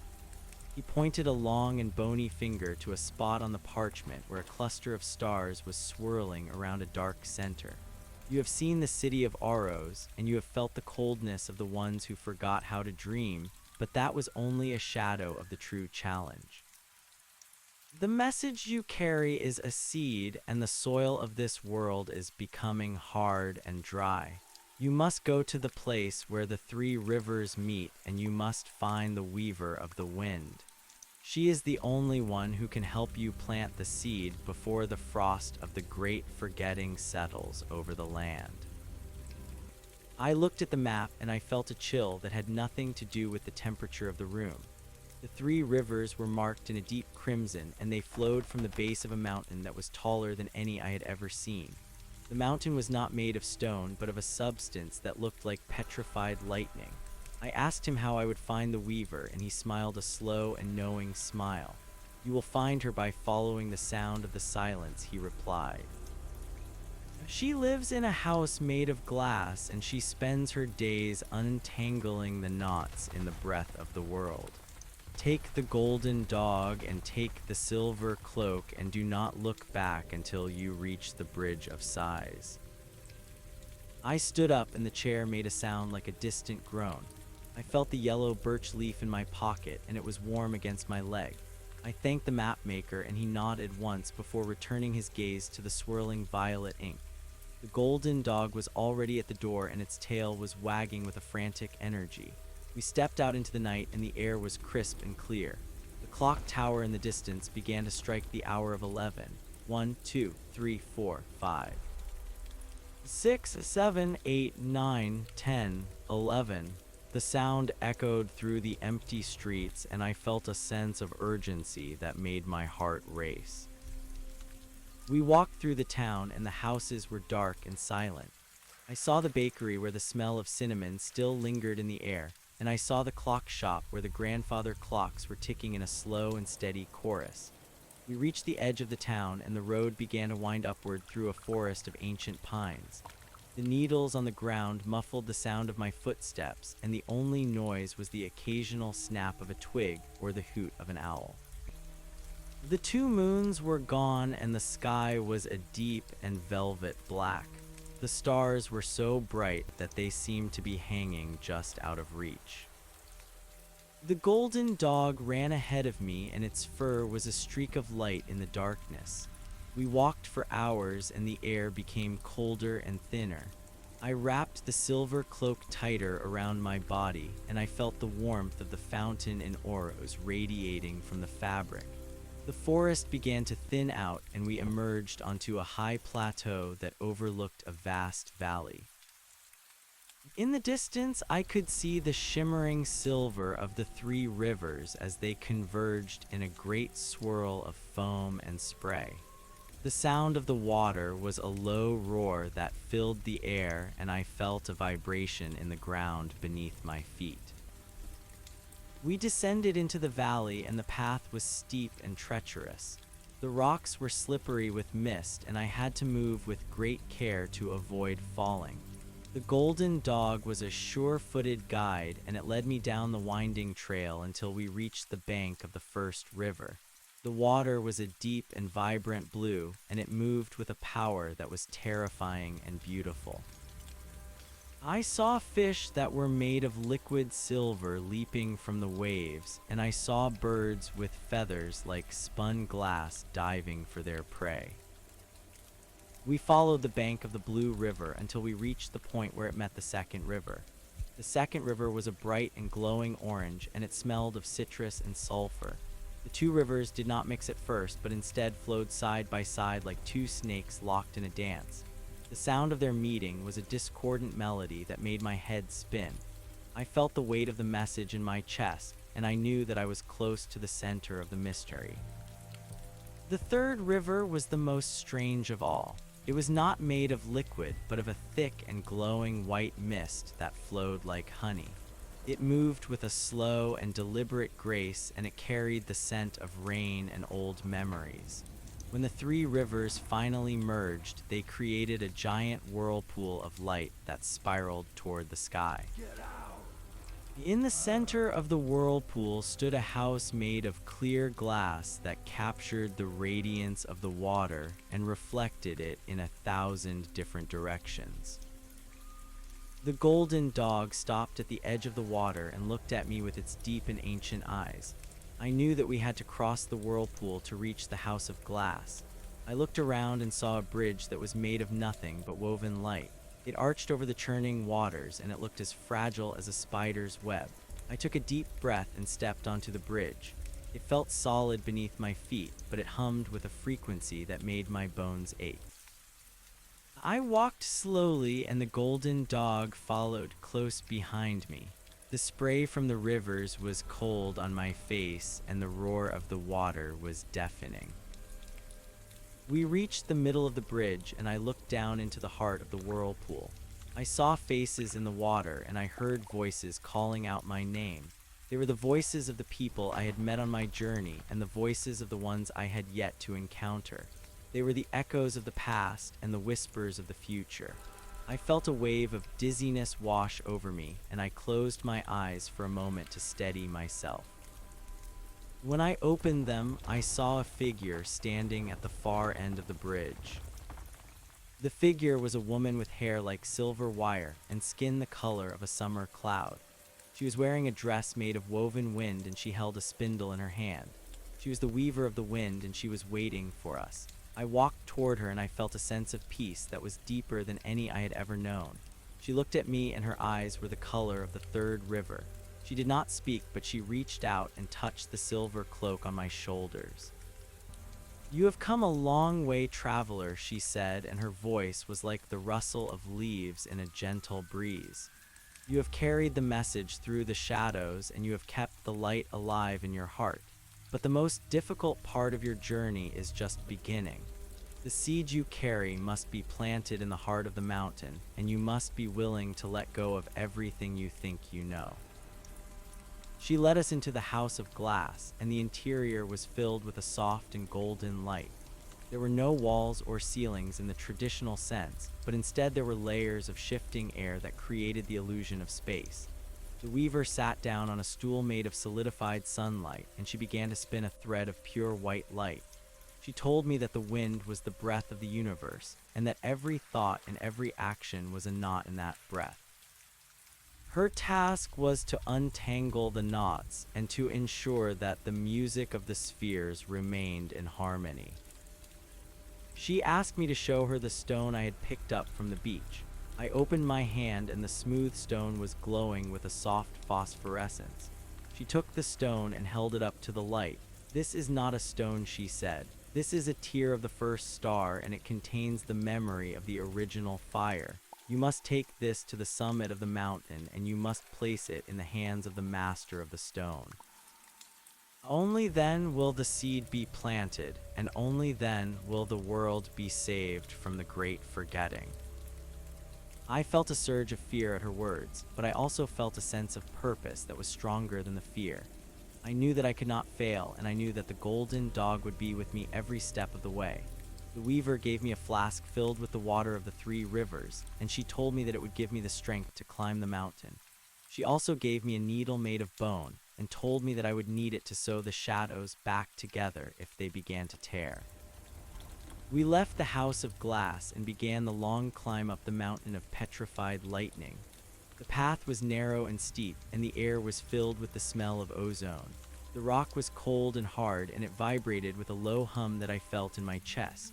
We climbed for days, and the sky above us was a constant swirl of clouds and stars. The golden dog never faltered, and its presence was a steady anchor in the shifting landscape.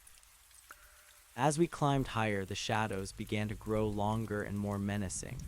They seemed to have a life of their own, and they reached out toward us with cold and spectral fingers. I used the bone needle to sew the shadows back to the ground, and I felt a jolt of energy every time the needle pierced the darkness. The air became so thin that I could barely breathe, but the water from the flask kept me going. It tasted like sunlight and rain, and it filled my veins with a liquid fire.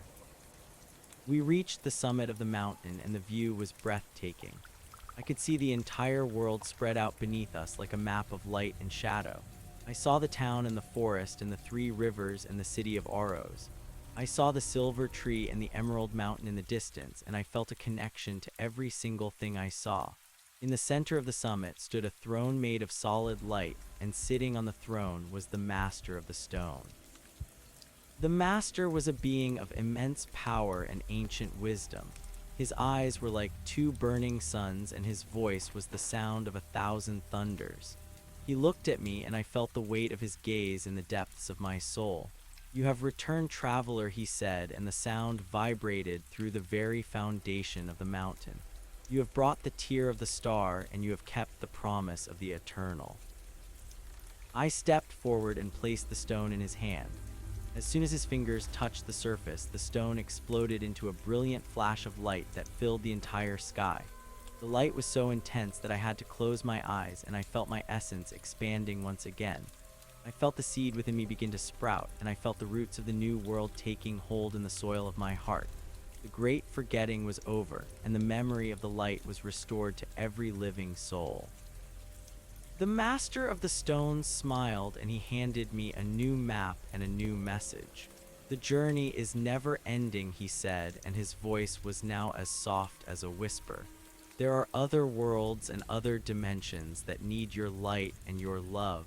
You are the eternal traveler, and you are the messenger of the infinite. Go now and continue the dance." I turned to the golden dog, and I saw that it was now a creature of pure light and shadow. It barked, and the sound was a song of joy that echoed through the heavens. We began to descend the mountain, and the path was now illuminated by the glow of 1,000,000 new stars. I felt the silver cloak flowing behind me like a river of moonlight, and I felt the yellow birch leaf in my pocket pulsing with a steady and warm heartbeat. We reached the base of the mountain, and the 3 rivers were now flowing with a clear and sparkling water that tasted of sweet nectar. The people of the world were waking up from their long sleep, and they were looking at the sky with wonder and awe. They saw the light, and they felt the love, and they knew that they were no longer alone. I saw the baker and the map maker and the young man from the clock shop, and they were all part of the great weaving. We walked back toward the town, and the sun was rising over the horizon. It was a new sun, and it carried the promise of a new day. The air was filled with the scent of jasmine and salt, and the sound of the waves singing a song of homecoming. I looked at the golden dog, and I smiled. We were home. We were everywhere. We were free. We were, we are, we will always be. The road ahead was long and winding, but I knew that I would never be lost. I had the map of the heart and the light of the soul to guide me. I had the companion of the ages and the wisdom of the masters. I was the weaver, and I was the thread. I was the dreamer, and I was the dream. And as the clock in the tower struck the hour of 12, I knew that the next chapter was already being written in the stars. 1, 2, 3, 4, 5, 6, 7, 8, 9, 10, 11, 12. The sound was a finality and a beginning. I stepped into the forest, and the shadows were no longer cold, but were instead the soft and gentle embrace of the night. I felt the peace in my heart and the connection to the infinite, and I knew that the love was expanding and the light was shining. We walked into the light, and we disappeared into the beauty of the eternal now. The journey continued across plains of golden grass that sang when the wind brushed against them. The dog ran through the stalks, and its movement created ripples of sound that resembled the chords of a harp. I followed the music and felt my feet grow light, as if the gravity of the planet had decided to let me go. We passed through villages where the houses were grown from giant gourds and the people wore clothes made of woven sunlight. They offered us bowls of cool water and fruit that tasted like starlight, and they did not ask for our names. They knew who we were by the way the light reflected in our eyes. We reached a desert of white sand where the dunes shifted like the waves of the sea. In the center of the desert stood a tower made of blue ice that did not melt under the heat of the three suns that now hung in the sky. I knew that the tower was the library of the lost and that it contained the books that had never been written. I entered the tower and the air was cold and silent. The shelves stretched up into the darkness and the books were bound in the skin of ancient dragons. I pulled a book from the shelf and I saw that the pages were blank. I realized that the stories were not written in ink, but were instead waiting to be lived by the ones who were brave enough to enter the silence. I sat on the floor of the library, and I began to tell a story to the empty pages. I told the story of the silver tree and the emerald mountain. I told the story of the baker and the map maker and the city of Aros. As I spoke, the words appeared on the paper in a script that was made of pure light. The book began to glow, and I felt the energy of the story flowing out into the world. I was not just a messenger, but a creator, and my words were the seeds of a new reality. The golden dog sat beside me and listened with a profound attention, as if it were hearing the secret of its own existence. When the story was finished, I closed the book and placed it back on the shelf. I felt a sense of completion and a deep and satisfying exhaustion. I left the tower of ice and stepped back out into the white desert. The three suns were setting and the sky was a riot of purple and gold. I saw a line of travelers on the horizon, and I knew that they were coming to the library to find their own stories. I waved to them and they waved back, and I felt the connection of the silver filaments stretching across the sand. The journey took us to the edge of a great canyon where the air was filled with the sound of 1,000 waterfalls. We descended into the depths of the canyon, and we found a garden where the flowers were made of precious gems. The petals were diamonds and rubies and emeralds, and they sparkled with an inner fire. I saw a woman sitting by a pool of liquid gold, and she was washing her hair in the glowing water. She looked up, and I saw that her eyes were the same as the eyes of the master of the stone. She smiled, and she told me that the garden was the place where the souls of the poets went to rest. She gave me a flower made of a single sapphire, and she told me that it would never fade. She said that the sapphire was the blue of the highest heaven, and that it would remind me of the beauty that lies beyond the veil of the material world. I thanked her, and I felt a sense of grace that was so light it felt like a bird in my chest. We left the garden and climbed back up the walls of the canyon, and I felt the strength of the mountains in my limbs. We reached the shore of a sea that was made of liquid mercury. The waves were heavy and slow, and they made a sound like the beating of a giant heart. A boat was waiting for us, and it was made of a single piece of driftwood that had been polished by the tides of time. We stepped onto the boat, and it began to move across the silver water without the need for oars or sails. The sky was filled with the aurora borealis, and the colors were reflected in the surface of the sea. I felt as if we were sailing through a dream, and I realized that the dream was the only reality that mattered. The boat took us to an island where the trees were made of glass and the leaves were made of silver. In the center of the island stood a temple made of white marble, and the doors were open to the world. I entered the temple, and I saw that the altar was a single block of jade. On the altar lay a crown made of thorns and a crown made of roses. I knew that I had to choose one, and I knew that the choice would define the next stage of my journey. I looked at the thorns, and I saw the suffering of the world, and I looked at the roses, and I saw the joy of the world. I reached out and I took both crowns and I wove them together into a single circle. I placed the circle on my head, and I felt the sting of the thorns and the scent of the roses. I realized that the light and the shadow were two sides of the same coin, and that the true master was the one who could hold both in balance. The golden dog barked, and the sound shattered the silence of the temple. I felt a surge of power that made the marble walls glow with a sudden and intense brilliance. We left the island and sailed back across the Sea of Mercury. The boat touched the shore, and I felt the black sand beneath my feet once again. I was back where I had started, but I was a different person. I was the traveler who had seen the end and the beginning, and I was the messenger who had delivered the word of the eternal. I looked at the golden dog, and I saw that it was now a part of me, and I was a part of it. We were the one, and we were the many. I walked toward the city of Aros, and I saw that the obsidian towers were now made of crystal. The people were no longer walking through thick honey, but were instead dancing in the streets. The runes on the walls were singing a song of praise, and the silver fountain was raining down a light that healed the hearts of the dreamers. I saw the old woman by the fountain, and she was wearing the cloak of silver threads that I had given her. She smiled, and she told me that the world was now a garden, and that the seeds of compassion had become a forest of love. I sat on the edge of the fountain, and I felt the cold weight of the sapphire flower in my hand. It was a simple thing and a beautiful thing, and it felt like a piece of the infinite. I looked at the golden dog and I smiled. We were home. We were everywhere. We were free. We are, we will always be. The journey was beginning again, and the love was expanding, and the light was shining. 1, 2, 3. The rhythm was the perfect expression of the eternal. I turned to the golden dog, and I saw that it was now a lion of gold, and then a bird of fire, and then a child of light.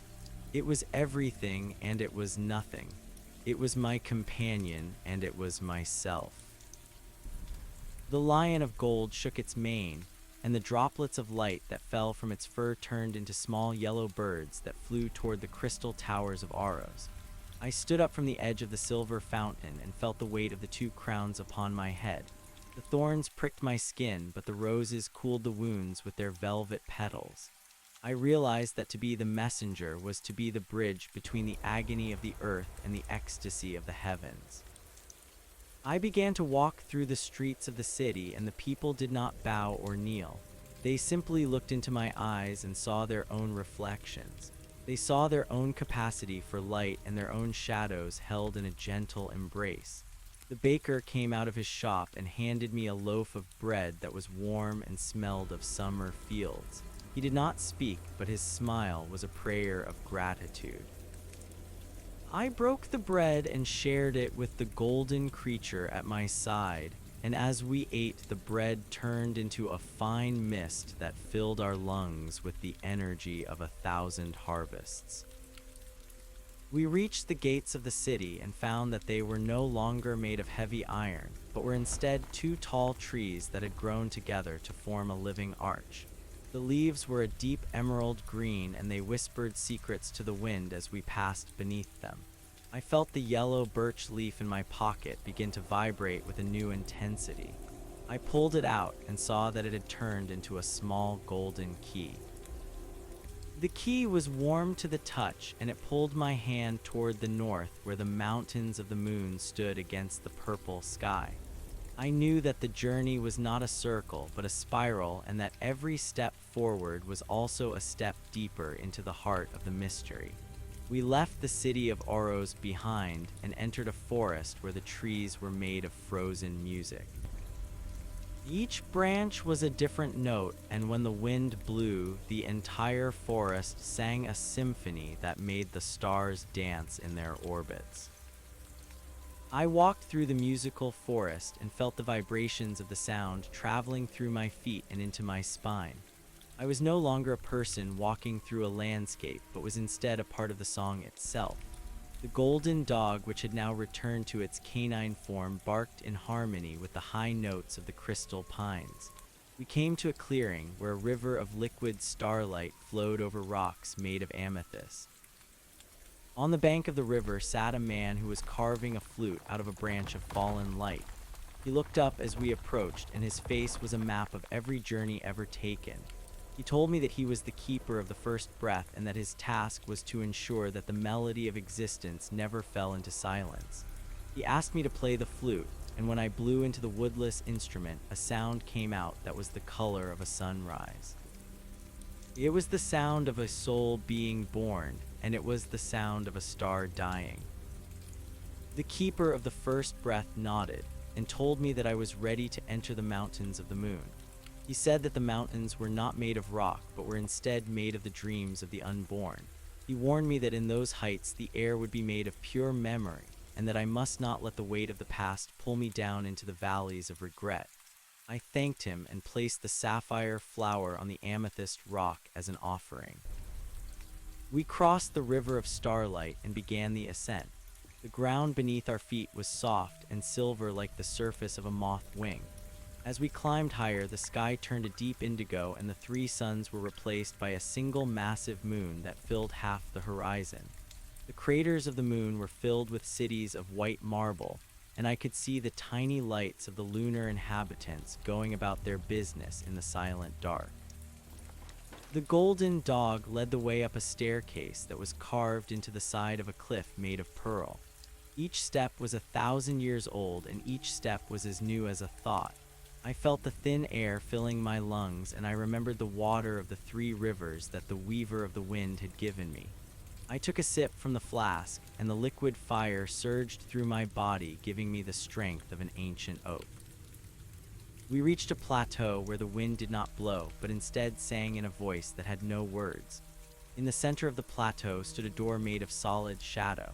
There was no wall around the door and no building behind it. It was simply a door standing alone in the silver wasteland. I took the golden key from my pocket and inserted it into the keyhole that was made of a single diamond. The door opened with a sound like a sigh, and I stepped through into the void. The void was not empty, but was instead filled with the potential for everything.